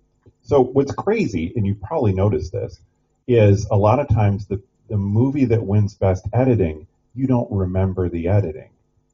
Возможно, вы замечали такую странную вещь, когда картина получает приз за лучшему режиссеру монтажа, вы вообще вспомнить не можете, что там было такого в монтаже.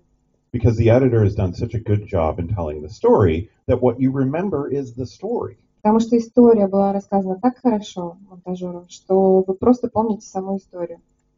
Did The Matrix ever win an editing award? Выигрывала ли «Матрица», да, получала ли награду за лучший монтаж? I think they have. They've won lots of technical awards. They might have gotten one, but the problem is that, especially in the first Matrix, the editing is drawing attention to itself. Возможно, в первой «Матрице», да, там привлекает внимание монтаж. Is that helping to tell the story? Помогает ли это развитию сюжета в фильме? Maybe. I mean, they invented special effects like bullet time or the kind of like weird camera around the person thing. Да, возможно, у них были некоторые изобретения, там работа камеры, да, например.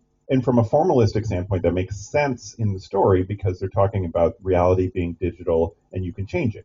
Да, для сюжета это было актуально, потому что там показана цифровая реальность, и эти эффекты помогают это передать. So if you create an editing situation where you can do the same thing, okay, that makes sense. Ну, и если монтаж достигает этого эффекта, да, он оправдан. But for the most part, what's happening for those editing Oscars is they are usually going to the story that's told the best. Но обычно награду в области монтажа получает просто история, которая рассказана лучше всего. Fortunately or unfortunately, it is the Hollywood editor's job to get out of the way. Ну, не знаю, к счастью или к несчастью, задача голливудского монтажера просто не мешать. Вот вы употребили термин jump cut в смысле нелинейного монтажа, а мы здесь немножко удивились, потому что в нашем понимании jump cut это неудачная с точки зрения ракурса склейка. Может, мы тут что-то неправильно понимаем? You use the term jump cut, and here we understand it a little bit differently. We understand it as a failure, and so an ineffective cut. It can be. Every cut has a meaning.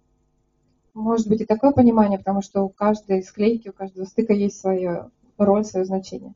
Okay, like a continuity cut means continuous time. Ну, то есть, если последовательная склейка, то там передается последовательное время. So usually when we see a jump cut, it means somebody messed up. Обычно, да, jump cut — это когда кто-то сделал что-то не так. Because you get a jump cut when you're in a shot, you cut out part of it, and you go back to the same shot. То есть, когда вы видите кадр, потом что-то другое, а потом снова тот же кадр.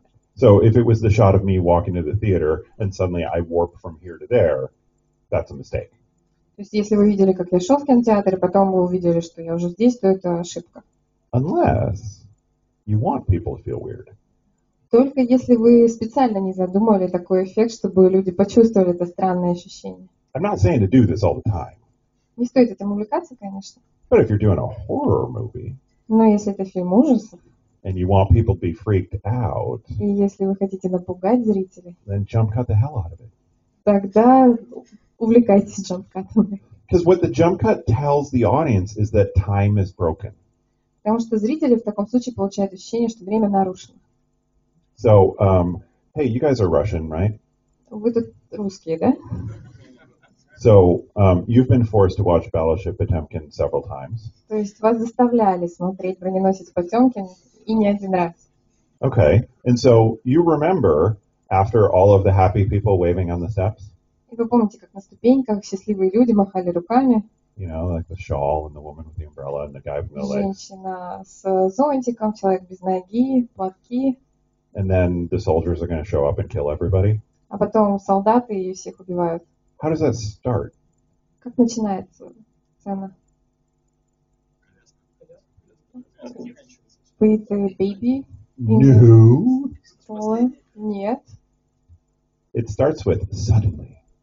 Начинается со слова «внезапно». The intertitle is suddenly, and then it's a close-up of a woman То есть там throwing her head титр back. «внезапно», и потом мы уже видим женщину, которая закидывает голову. But it's a jump cut so that it repeats 3 times. Но мы это видим 3 раза, потому что там джамп-кат. And he's doing it on purpose because he's breaking time. He wants to freak you out. И у него такая стояла цель, то есть он хотел нарушить ход времени, чтобы вас напугать. Because something terrible and traumatic is about to happen. Потому что следующее, что произойдет, это нечто ужасное. So hopefully that makes sense. That's a way that you can use jump cuts to manipulate the feelings of the audience. Надеюсь, я объяснил, что с помощью джамп-ката можно манипулировать чувствами зрителей. Вчера мы смотрели фильм такой, «Черный плановец», там тоже Спайк Ли применял эффект, когда человек, допустим, второй раз другого ракурса еще раз где-то усиливает. Вот это что? Ну, вот, к примеру, потом рукопожатие или какое-то движение, повторял его с другого ракурса. Усиливает. Просто комментарий привести, нет вопросов. There is a comment that yesterday they watched a movie Black Key. Black Klansman, yeah. So the jump cuts were used a lot there. When you saw a man doing. Ну, когда мужчина там, два полицейских, допустим, друг другу делают рукопожатие такое. For example, 2 cops shaking hands, and then from another angle you see the same thing, and while it strengthens the effect, conveys the emotion. Yeah. Yeah, sometimes you use the jump cut to double something because you want to make sure people notice it, or because you want to draw attention that there's something weird about it. Or if you are French and you lived in the 1960s, you do it because that's just what you do. Ну да, вы иногда повторяете эффект, чтобы его усилить, чтобы дубль сделать. А иногда, если вы француз, живший в 60-х годах прошлого века, вы просто это делаете, потому что вы француз. The new wave filmmakers and the people who copy them and the Italian filmmakers at the same time did jump cuts because to them continuity wasn't important. Режиссеры французской новой волны и итальянские режиссеры просто делали джамп-каты, потому что для них последовательность не была значимой. They wanted their films to mimic real life, and so real life doesn't have a narrative. Они хотели, чтобы их фильмы отражали реальность, настоящую жизнь, а реальная жизнь, она не последовательна. Your day isn't broken into 3 acts. То есть нельзя разбить ваш день на 3 акта, 3 сцены. And so to break that down and make their films feel more real, they didn't try to make continuity cuts. Ну, то есть, чтобы их фильмы отражали жизнь, они специально не заостряли внимание на том, чтобы делать последовательно. They were just going to show you whatever they thought was important at that moment. Они просто показывали то, что считали важным показать в тот или иной момент. Which is kind of how your brain works. Примерно так и работает ваш мозг. So that's another way you can use a jump cut. Так тоже можно использовать джамп-кат. Вопрос про параллельный монтаж. A question about parallel editing or cross-cut editing. Okay. Возьмем ситуацию с вашей лодкой. Let's go back to the situation with boat sinking. Okay. Есть 2 ситуации. Вы идете из отеля к морю, и в это же время тонет лодка. При монтаже 2 этих ситуаций остановиться. So these 2 situations that you spoke about, you walking down the hill to the theater, and at the same time the boat is sinking. При монтаже этих двух ситуаций можно ли наплевать на время и не учитывать, что там, за то время, пока вы сделали здесь несколько шагов или прошли что-то, там уже что-то совершилось интересное? И можно ли наплевать на время и все-таки показать это интересно, что по идее уже случилось? When you're editing, is it important to have this continuity? You understand while you were walking, something might have happened already. Might have happened, yeah. Can you disregard the timing and still show what interesting has happened while you were walking? If that makes sense. Are there any laws, any principles of editing, of parallel editing? The general rule for parallel editing is it's only parallel if you come back. Ну, основное правило, что монтаж может быть параллельным только если вы возвращаетесь. So if we started with me walking, То есть если мы начали с того, как я иду, and then we cut to the boat sinking, потом переходим к тому, как тонет лодка, but we don't come back to me walking, но не возвращаемся к тому, как я иду, then the audience may not know that those things are happening simultaneously. тогда зритель просто не поймет, что это происходит одновременно. Okay? So if we do walking, boat, walking, Если я иду, лодка тонет, я иду, then we right away know those two things are happening at the same time. тогда мы понимаем, что они происходят одновременно.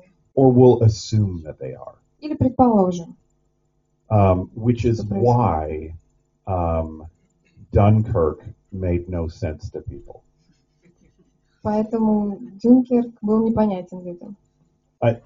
Don't get me wrong, because I love Dunkirk, but Я на самом деле обожаю Дюнкерка, he set it up to edit all of those stories in parallel. потому что он делал параллельный монтаж. But they weren't actually happening at the same time. Но на самом деле события не происходили параллельно. So that each of those storylines had its own time structure. У каждой сюжетной линии своя временная структура. So they all ended up coinciding at the same point, even though they started at different times. И в итоге они в какой-то момент совпали, хотя начались в разное время. So I think that's an example of if you go back and forth, you're setting up parallel edits. То есть этим примером я хочу сказать, что если вы возвращаетесь, So your audience переключаетесь между кадрами, тогда вы создаете иллюзию того, что происходит параллельное событие. so the audience expects that they're happening at the same time. То есть просто зрители предполагают, что они происходят одновременно. I mean, that's essentially what I'm thinking of now. Does that answer your question or no? Это ответ на ваш вопрос или нет? Okay. А вы можете приведите, пожалуйста? Я хотел спросить тому, что есть какие-то законы того, что... Нет, подождите, неправильно. Действие, мы можем останавливать время на параллельном сюжете.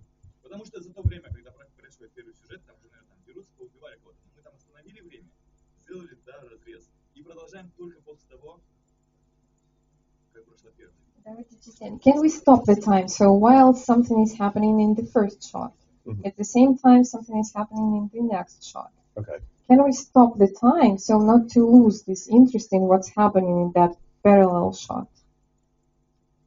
So the two stories have different time scales? То есть с разной скоростью происходит действие. Exactly. Well, I mean, that's kind of what I was talking about. That's what he wanted to do in Dunkirk, and Я, it failed. собственно, примерно про это и рассказывала, это и пытались сделать, но не получилось в Дюнкерке. The only way it would work is if there is something in the shot that communicates that time is different. Это получится только если в кадре что-то указывает на то, что время происходящего разное. So if you had somebody lighting a letter on fire, Например, если кто-то письмо, например, поджигает, and then you cut to them brushing their teeth. а потом переход к тому, как человек зубы чистит. This is a terrible example, but Ужасный пример.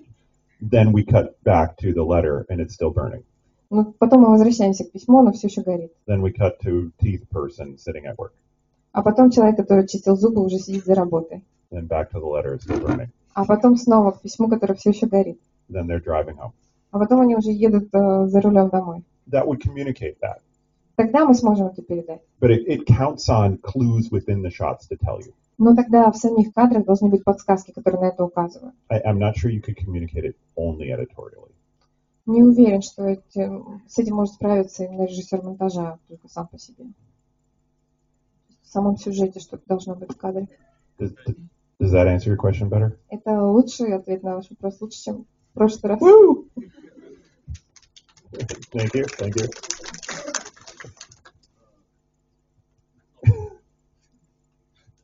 I had that problem too. У меня тоже не получалось. Раз пошло. Вообще в Голливуде, на Западе, у режиссеров самих отбирают, то есть нету права финального монтажа. То есть как это, можно поподробнее узнать, почему это происходит?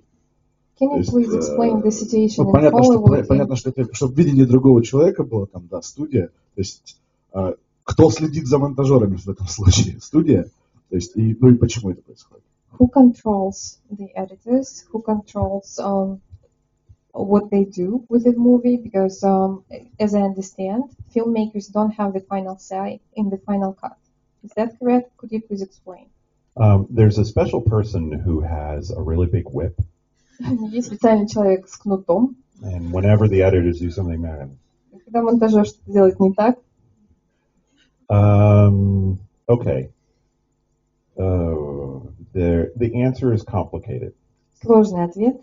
Because it depends on whether we're talking about independent film or studio film. Мы говорим о студийных фильмах или о независимых артхаусных фильмах. Studio films. Okay, so studio films cost a lot of money.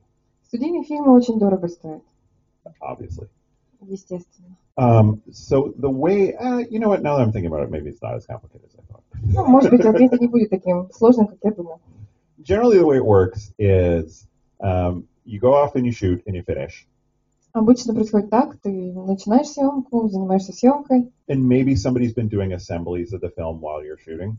И, возможно, в процессе съемки кто-то структурировал съемку. But once you wrap, all of the footage and the script and everything goes to the editor and they do the first editor's cut. И когда все закончили, то отдается сценарий и весь отснятый материал режиссеру монтажа, и он делает первый монтаж. And the first editor's cut is their attempt to take the footage you made and make it match the script. И первое, что делает режиссер монтажа, он пытается сопоставить, чтобы то, что вы отсняли, соответствовало сценарию. So they're just following the scene numbers and putting it together. То есть они просто последовательно выкладывают сцены, как вот идет в сценарии.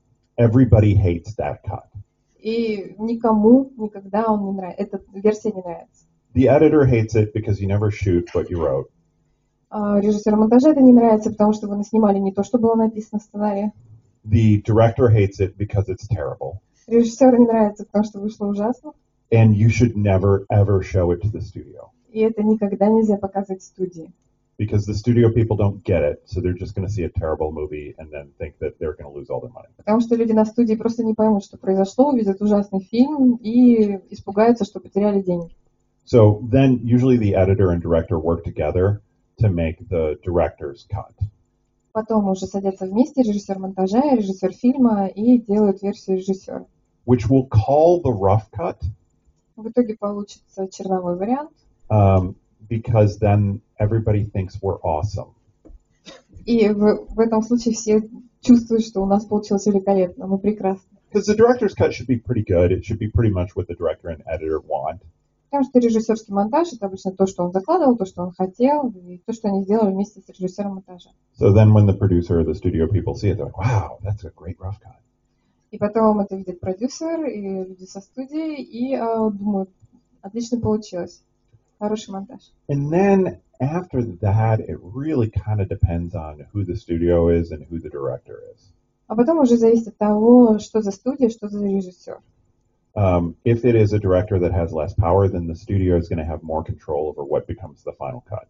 Если режиссер менее влиятелен, чем люди на студии, то тогда от них зависит, какой получится итоговый. Or if it's an independent production company that has a very powerful executive producer, maybe they'll have a lot of power over what happens in the cut. Если студия независимая, собственно, то у продюсера может быть больше влияния на то, что получится в итоге.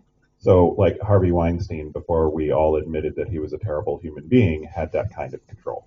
Ну, например, вот очень влиятельный человек Харви Вайнштейн, до того, как мы узнали все негативные вещи, связанные с его персоной, да, он очень влиятельный был человек в этом отношении. But there are other directors, and they're the really big names that we can think of, like Tarantino or Ridley Scott, who have a lot of control over what happens to the cut between the director's cut and the final cut. Ну и, конечно, есть режиссеры, большие имена, как Тарантино, как Скотт, и, конечно, в их руках весь контроль над тем, каким получится итоговый монтаж. But what's kind of crazy is honestly that the editor has a lot of power over what happens, really up until they lock the picture, because the editor is the only one who knows how to solve the problems that everybody comes up with. Но на самом деле у режиссера монтажа много власти в руках, много контроля за тем, каким получится итоговый фильм, потому что они знают, как решить те проблемы, которые обнаружились во время монтажа. So the director's note might be like, I just don't feel like he's sad enough. Потому что режиссер может, например, подумать, ну, кажется, тут недостаточно все понятно. And it'll be the editor's job to figure out how to cut it in such a way so that the person actually А уже режиссер монтажа должен что-то с этим сделать, с отснятым материалом, чтобы стало понятно, что имел в виду персонаж. So that's kind of the general answer. In more specific terms, it really just depends on the production company and the director, with more often than not the director not having any power. Это ответ в общих чертах, потому что конкретный ответ потребует назвать определенную студию, определенного режиссера и уже смотреть, какие там взаимоотношения, потому что зависит от того, сколько у режиссера влияния. Which is why many of us enjoy independent film, even though it's more stressful. It also means that we have more control. Именно поэтому нам намного больше нравится независимое кино, потому что хотя это сложно снимать, да, то есть независимые фильмы без студии, но в итоге у нас больше возможностей влиять на конечный результат. Did that answer your question? Ответила на ваш вопрос. Ooh, somebody new is ready. Okay. Мне интересно, в каких Hi. основных программах Здравствуйте. Can we do this one and then your Можно мы question? сначала на этот вопрос ответим? Oh, you have a follow-up. Та же тема, да, продолжение этой же темы. What's your follow-up? Yes. Вы меня слышите? Вы сказали, Игорь, что после съемки монтажер имеет материал и сценарий, а потом получается черновой материал, который никуда не годится. So you said that after the shoot is done and you have this footage and you have the script and the rough cut, which is usually no good. The first cut, yeah. What about framing and animatics or storyboard? Animatics or something similar? Okay. So the animatics, for those of you who don't know, are very early forms of digital effects. Аниматика — это такие ранние формы цифровых эффектов. Because it takes so long to create CGI sequences, we'll usually make a very low-res, kind of crappy version to put in the movie as a placeholder. Okay, forget about animatics. Да, все, про аниматику мы не разговариваем, только вопрос про раскадровку. Anything So that... why is the почему первый вариант? Okay, so why is the first cut not using the storyboard? Oh, it does. Используется, просто не назвать. Sure it does. Конечно, используется.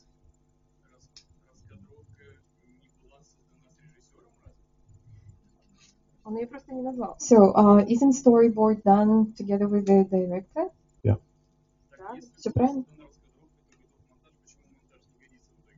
So, if there is a script, there is this footage, and there is the storyboard, why is the first cut not good? Oh, I love this question. Отличный вопрос. Yeah. I wish you'd been at the other workshop. Жаль, что вас не было на предыдущей лекции. It is because the simple version is it's because you don't shoot what you wrote. Простой ответ, потому что вы наснимали не то, что было написано в сценарии. You never shoot what you write, so when you get into post, your shots are different than what's in the script. Ну, то есть при анализе получается, что реально отснятый материал не совпадает со сценарием. So, and it's usually for a good reason, like you thought of a better way to do it, you found a cool location, the actors thought of a better line. Обычно объяснение вполне успешные, хорошие, то есть, может быть, вам пришла новая идея, пока вы снимали, может быть, актеры импровизировали, придумали более удачную реплику. Or terrible reasons it rained. Или из-за плохих причин, например, шел дождь, Or the actor broke their leg or something. или актер ногу сломал. So when you get into post and you have all these shots that don't match the script, you try to make them match the script, but Ну, то есть в итоге вы пытаетесь отснятый материал сопоставить и подтянуть к сценарию. it's just not the same thing because you will often write things that you think are a brilliant idea and once you see them on the screen they're terrible. Но обычно это не совпадает просто потому, что когда вы пишете, вам кажется гениальная идея, отлично, а когда видишь на экране, то уже думаешь иначе. So, like I cut off the beginning of Ex Machina, but right after the helicopter goes over the glacier, in the original script, there was this whole conversation where they talked about the guy. Like, oh, I hear he's a recluse and he doesn't like people visiting and he's really rich. Например, в том видеофрагменте я остановил, когда мы видим ледник, да, летит вертолет над ледником. В исходном сценарии там еще была сцена, когда обсуждали главного героя, его характер, что он такой нелюдимый, людей не любит, к себе никого не приглашает. And in the rough cut, that conversation was terrible and boring. И в итоге в черновом варианте монтажа это была ужасно нудная беседа. Because it was a long conversation about a character we don't see and we've never met. Потому что беседа была от человека, которого мы еще не видели на экране, мы его в принципе не знаем. So, Мы еще не поняли его. so in the theatrical version, they cut out all the dialogue so that the only thing they say is, when do we get to his estate? And then the pilot says, we've been flying over his estate for 2 hours. В итоге в финальной версии, которую мы видели в кинотеатрах, все диалоги исключены, то есть вырезаны из кино, из картины, и осталось буквально 2 фразы. То есть, когда мы подлетим к дому, к поместью, и ответ пилота, мы уже 2 часа летим над его поместьем. Because that gives us all the information we need. Потому что другой информации нам не нужно. Okay, so I hope that answers yes. Это ответ на ваш вопрос. You're welcome. Okay, you were so very patient. Мне интересно, Спасибо за терпение. мне интересно, в каких основных программах у вас монтируют кино, и хотела уточнить по поводу Final Cut. Я увидела вас в перечне, но сейчас, по крайней мере, у нас все убирают эту программу на задний план и в основном пользуются линейками Adobe. Could you please speak about the software you're using? I've seen you're using Final Cut, and here in Russia we are not using it that much. We normally use Adobe. Where did you see me using Final Cut? Когда вы успели заметить, что я Final Cut использую? В анонсе было написано. Oh, it was in the program, in your bio. Lies. Наврали. Damn it. I'm in Russia. Боже, в России.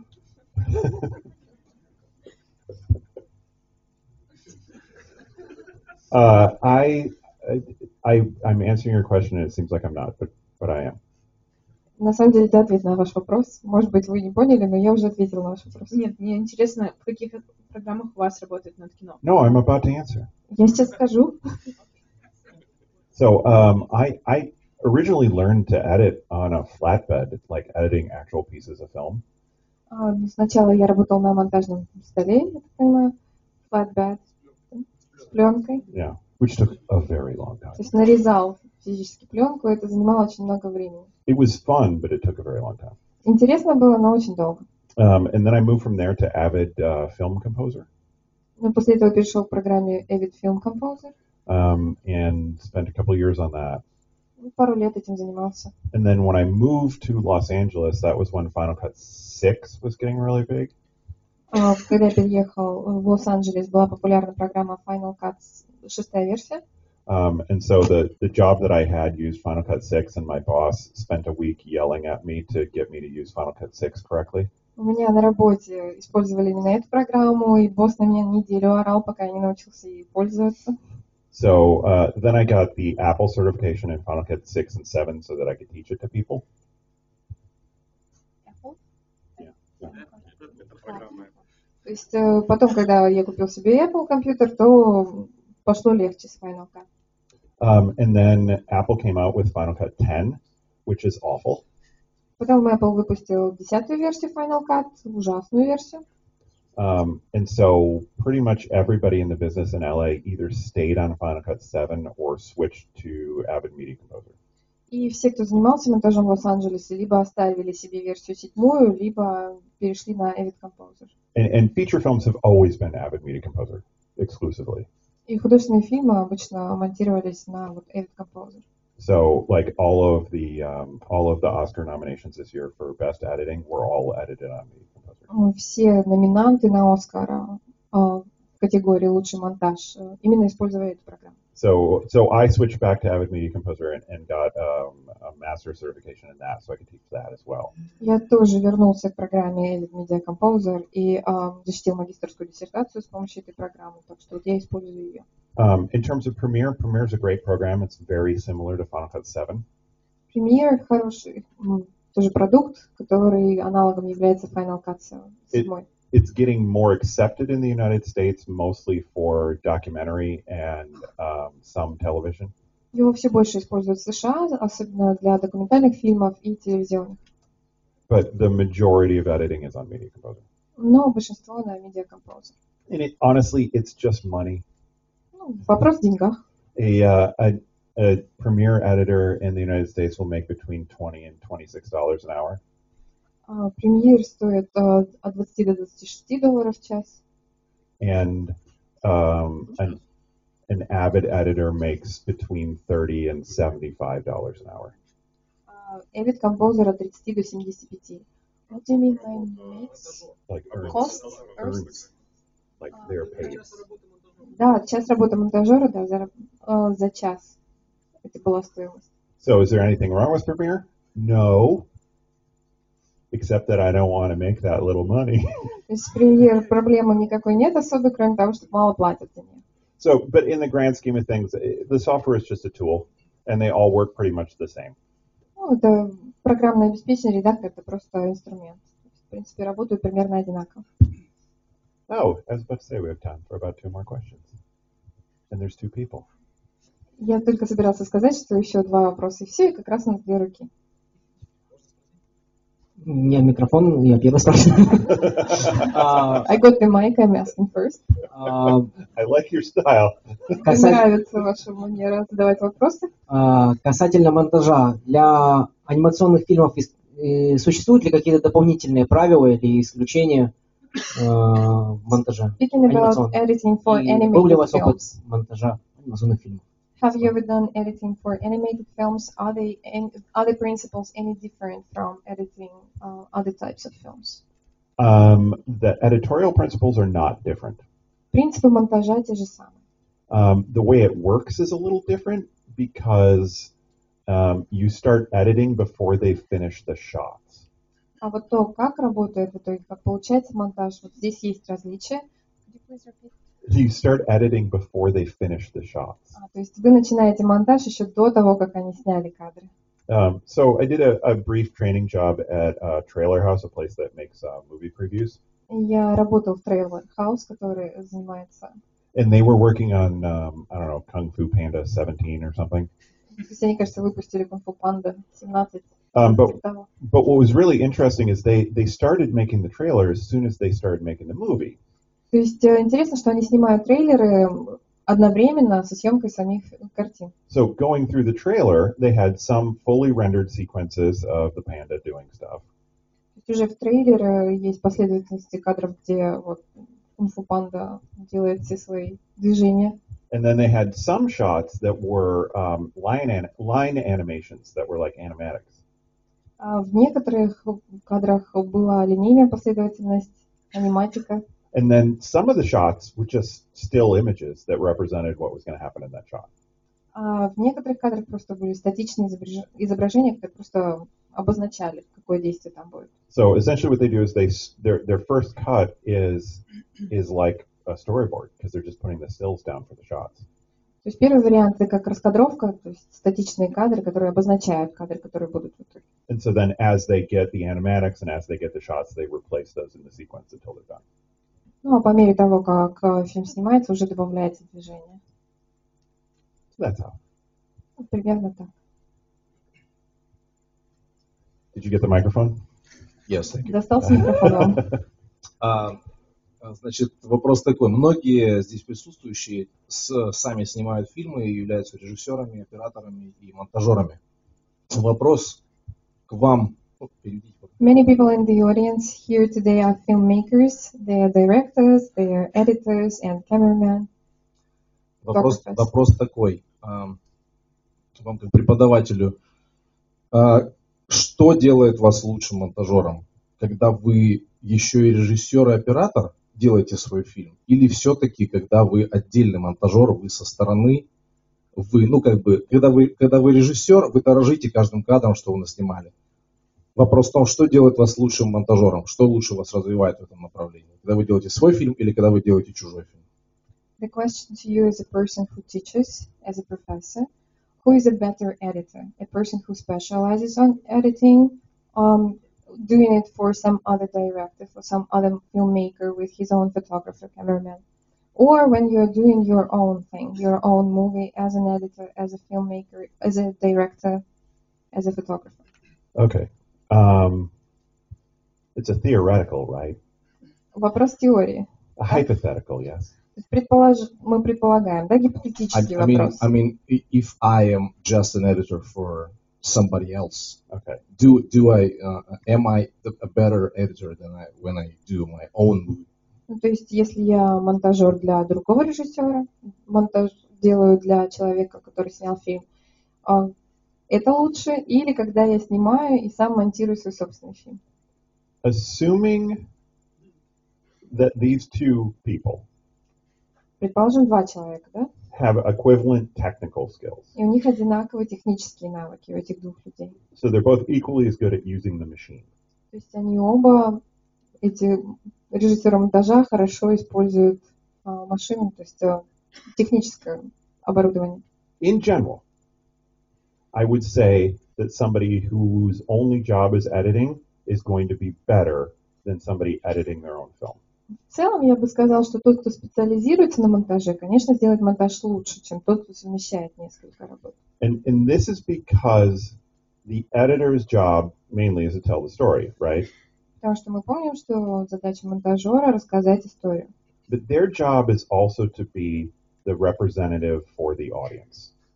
И также монтажер представляет в этот момент зрителя, от лица зрителя. So you, as the filmmaker, you know what every shot is supposed to do. Вы, как режиссер, знаете, в чем задача каждого кадра вашего. Okay? The editor does not. А монтажер этого не знает. So things that might seem obvious to you might not be. То, что вам казалось очевидным, может не показаться таким же очевидным монтажеру. So as filmmakers who just shot this, we'll put the shots in and we'll be like, oh, it's obvious. Of course, that makes sense. Ну, то есть режиссер может рассуждать так: вот такие будут кадры, такие сцены, ну, очевидно, что так сработает, да? And the audience will watch it and be like, А зрители в итоге будут смотреть, непонятно. So that's where somebody who only edits kind of has an advantage because they don't know what the shot is for. В этом смысле преимущество у того человека, который исключительно занимается монтажом, потому что он не знает, какое было предназначение кадра исходное. So that lets them do two things. One, it lets them recognize when a shot doesn't work. В итоге у них получается сделать две работы, две вещи. Первое, они понимают, когда кадр неудачный, не выполняет свою роль. And believe it or not, this is an argument I have with students all the time. Like, why are those guys going up the stairs? И по этому поводу мы постоянно спорим со студентами, то есть зачем этот человек поднимается по ступенькам. And the student will be like, oh, well, they're going to break up. И потому что, возможный ответ, потому что они расстанутся. То есть это ведет к расставанию. Totally clear to the filmmakers. I just see two dudes on the stairs. Очевидно для режиссера, что а я вижу всего лишь два человека на ступеньках. Для меня не очевидно, что они расстанутся сейчас. Okay, so they recognize when a shot doesn't work. То есть они понимают, когда кадр неудачен, не выполняет свою роль. The other more important thing is they realize when they can use shots for something else.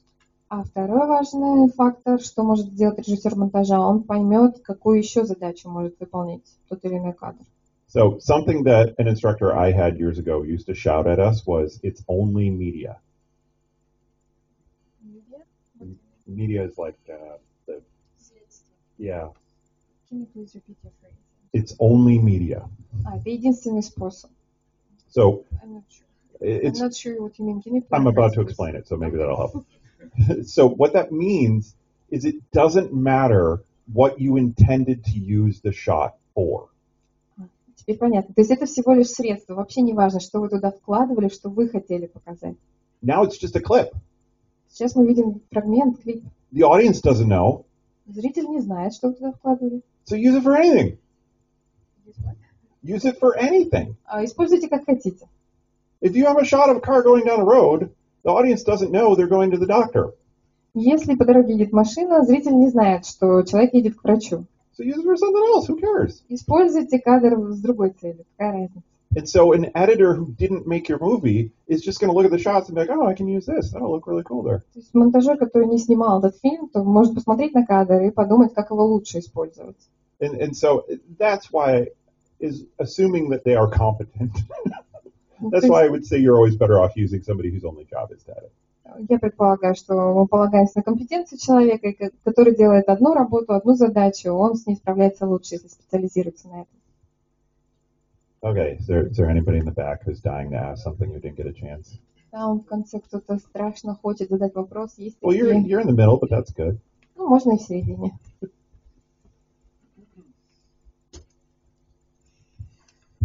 Да, в завершении, может быть, вот такая тема будет.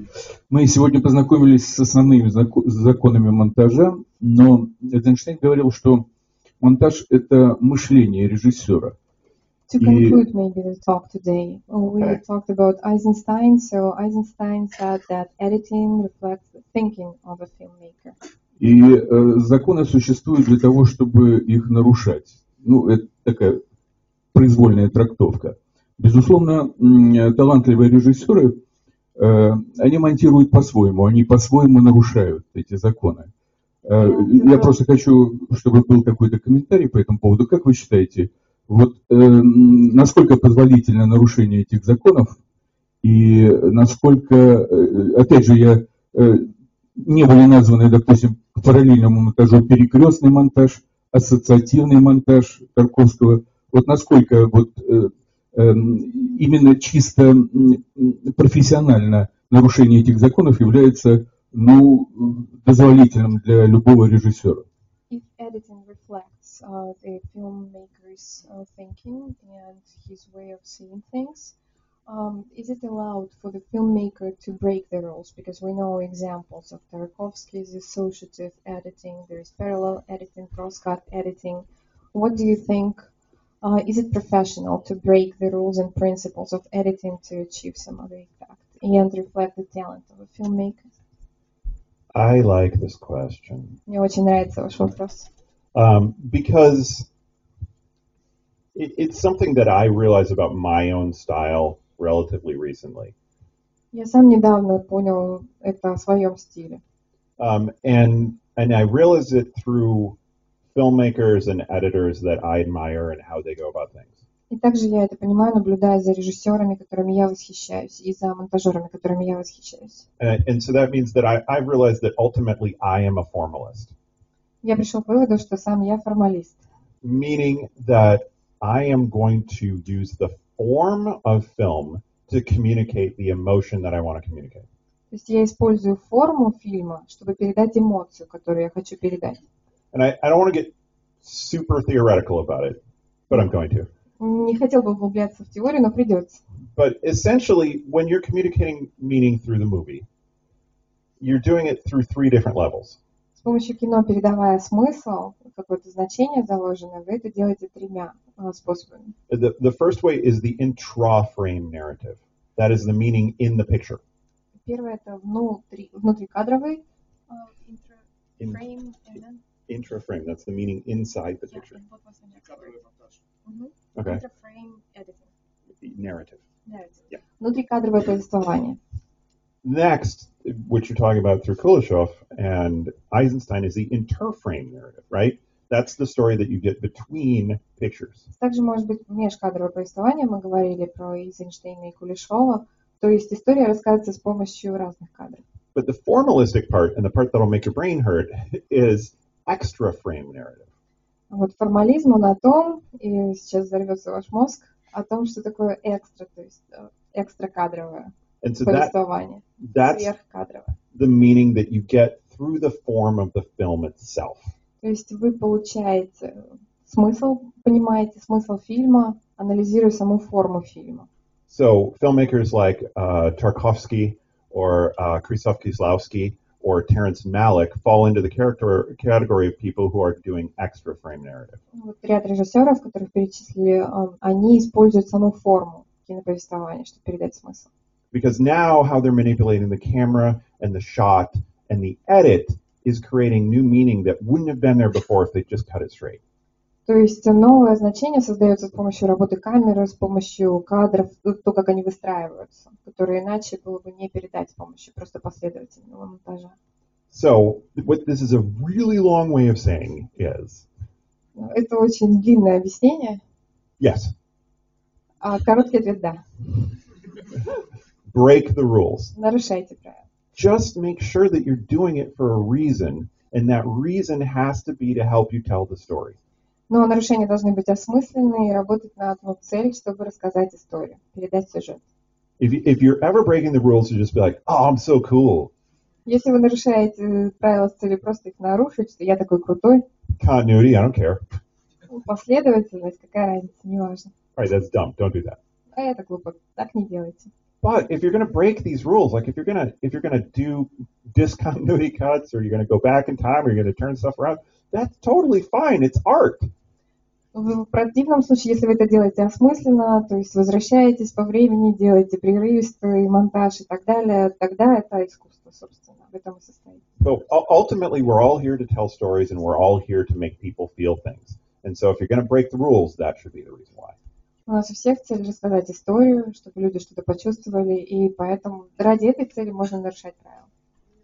And ultimately, I hope that that's what I communicated to all of you tonight. Надеюсь, я донес именно эту мысль до вас всех сегодня. All right, thank you. I didn't bring any business cards because I don't have any. У меня с собой нет визиток, потому что у меня в принципе нет визиток. But I put my email up here. Но на экране вы можете увидеть мой имейл. There, see? So if any of you would like to contact me, feel free to. Если хотите мне написать, пожалуйста. I'll probably answer. Возможно, отвечу. All right, well, thank you. Thanks for coming and thanks for your questions. Спасибо, что пришли, спасибо за вопросы.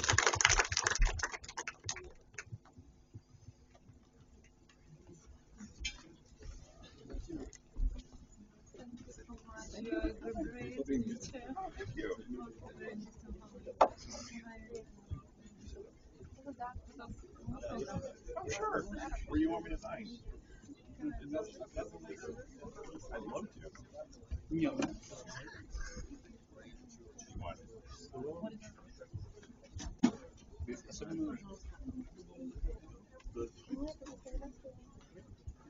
awesome workshop. Thank you. Thank you. Thank you very much. I wish I knew.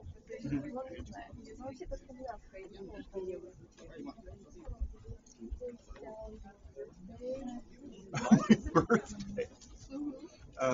December 9th. Of course.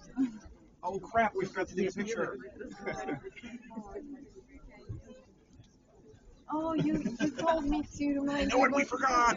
А кто не ушел? Мы можем селфи сделать, пожалуйста? Everybody go right here. Selfie time, please. Take your photo. Присядьте, пожалуйста. Да. Ну, сейчас попробуем как-то скомпоновать. Can you all pretend to be more people than you are? Представьте, что вас больше на самом деле. Покажите, что нас тут очень много. Создайте скучность. Размножьтесь немножко, пожалуйста.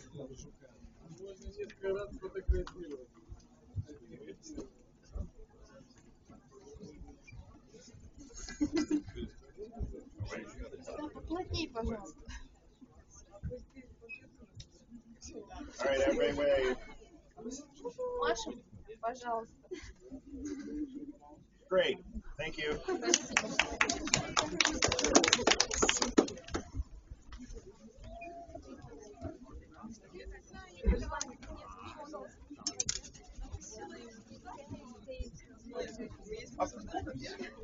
As long as we look good. Если красиво получится, тогда можно. Thank you. Oh, my God. Thank you so much. I'll go and write you. Good, I hope so. About the presentation, the previous presentation. Oh, cool. All right. Yeah, do that. Thank you. It's a big deal for me. Good. As a reporter and a producer. Yeah, I hope we can help. Thanks. Да, я все, я падаю, у меня It was very helpful. Good, I'm glad. Here, should I get yours?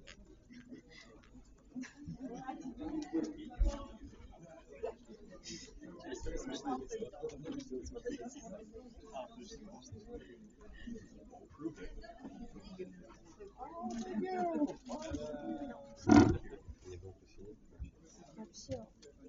Can I ask you one question? Absolutely. 3 films that you can advise so far. Okay. Do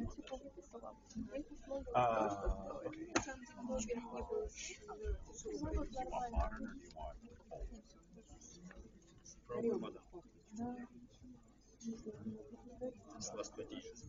Паники нету, все хорошо. Сейчас я вещи заберу. And red line. Повар ошибся. Spike Jones movie. Yeah. So, And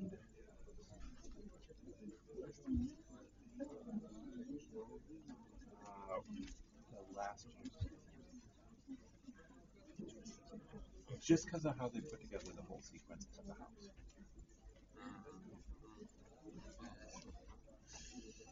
okay. So actually, my question about the Oscar was: is it really great difference between working as a director of montage, how it's called, right in Hollywood, editor, okay, and the influence of the real director? I mean, where is the edge between them? I mean, where the influence of a director of the movie finishes and where it starts being. You understand, right? I do, and it's hard to answer because the director's influence is always going to be there because they have created the shots. So the framing, the composition, the acting are all going to be the responsibility of the director. So it's the editor is using that material to edit, and they can certainly change a lot, and they can improve a lot, but it's still the director's movie. So how can be an Oscar or just any I mean any award, for an editor if you do not know what was the material?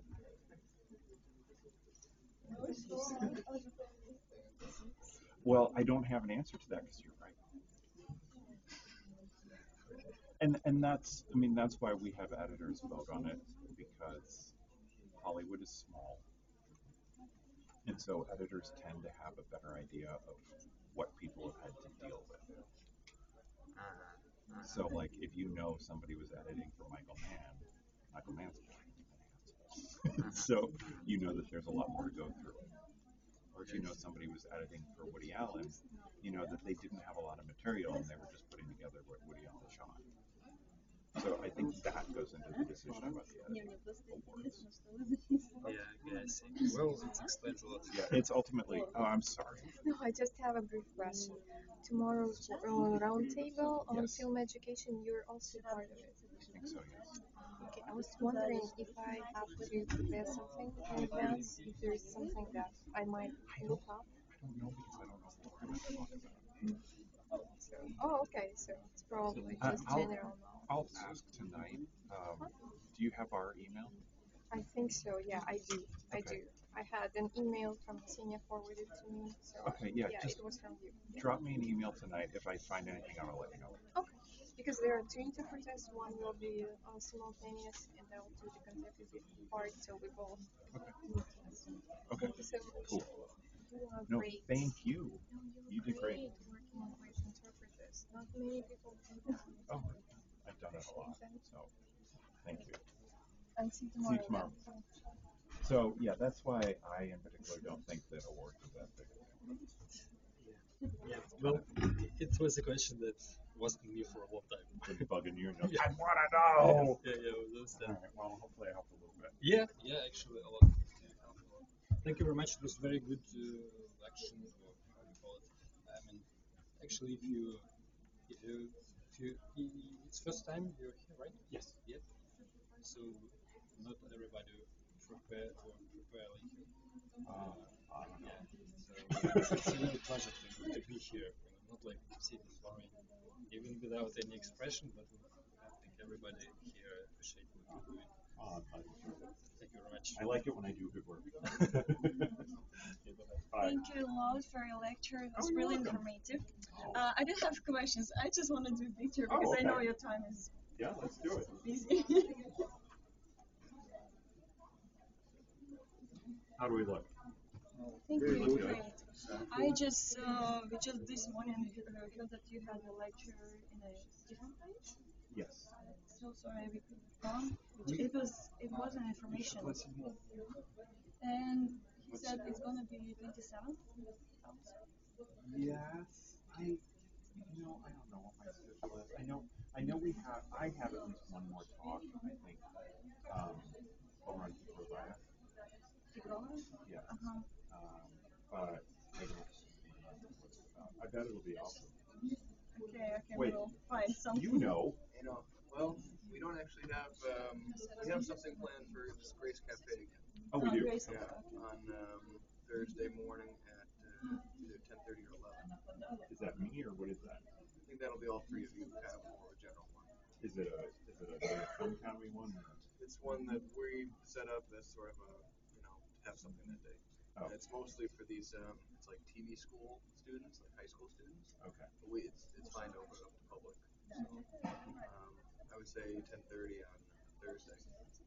Grace Cafe, Pushkinskaya 8. We know this is our friends. We are working there. So.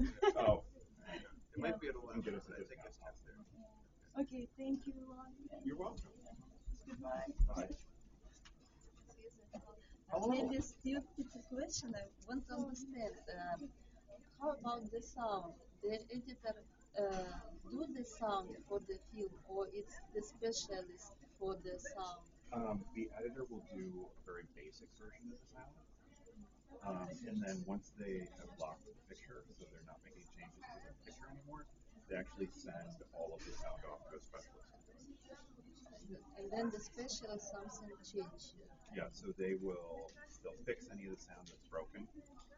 They'll re-record any sound that they need. They'll add in sound effects. They'll add in background noise. They'll add in music, and then they'll mix it so it all sounds good together. When film is making, the sound is doing, or only sound do when do the on computer the. When you shoot, you are recording sound. So you'll have the camera recording the picture, and then you'll have somebody else with a microphone recording the sound of the dialogue. Somebody records sound. Yes. And then and then when you get it in editing, you put it back down. So other sounds we don't need. For example, on the street, somewhere, only this person with red recorder. How it sounds that we don't need, how they. And you get rid of them? Huh? For example, when on the open air you do the movie, maybe have some sounds that you don't need. Yes. So how? We use very specialized microphones that are directional, so they're only pointed at the person talking. So if we're on the street, like if there's cars behind me, the microphone won't hear them, it'll just hear you talking. But sometimes it's a really noisy environment, like if you shoot at a beach, there's no way that you can get away from the So in post, what we'll do is we'll just throw away all the sound and re-record it. Very interesting book you have. Thanks for coming back. What do you want? Picture?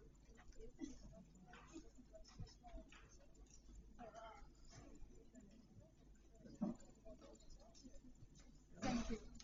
You're welcome. Why are you guys here? I came here to hear about walking, and you saying, oh my god, you were about to send you an email saying, can you talk about Rocky? And then they talk about Rocky anyway. I love that movie. So I explained the concept of montage. And I said that if you talk, like I can sing that song for you. Somebody asked me to sing that.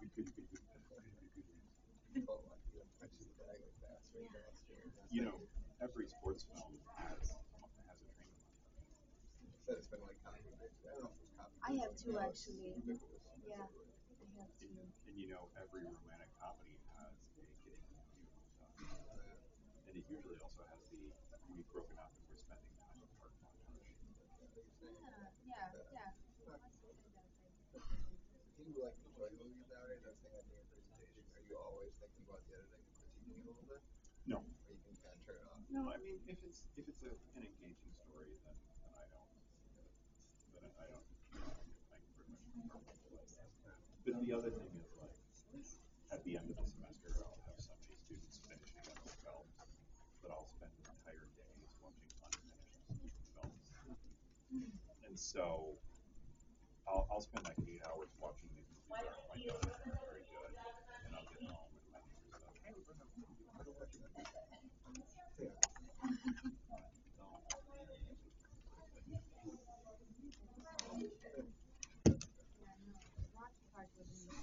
That was your favorite part, talking about Rocky? I love that movie. I watched it like so many times. Whenever it's like on TV, I'm in front of TV watching it. Oh, this isn't mine. Getting nervous.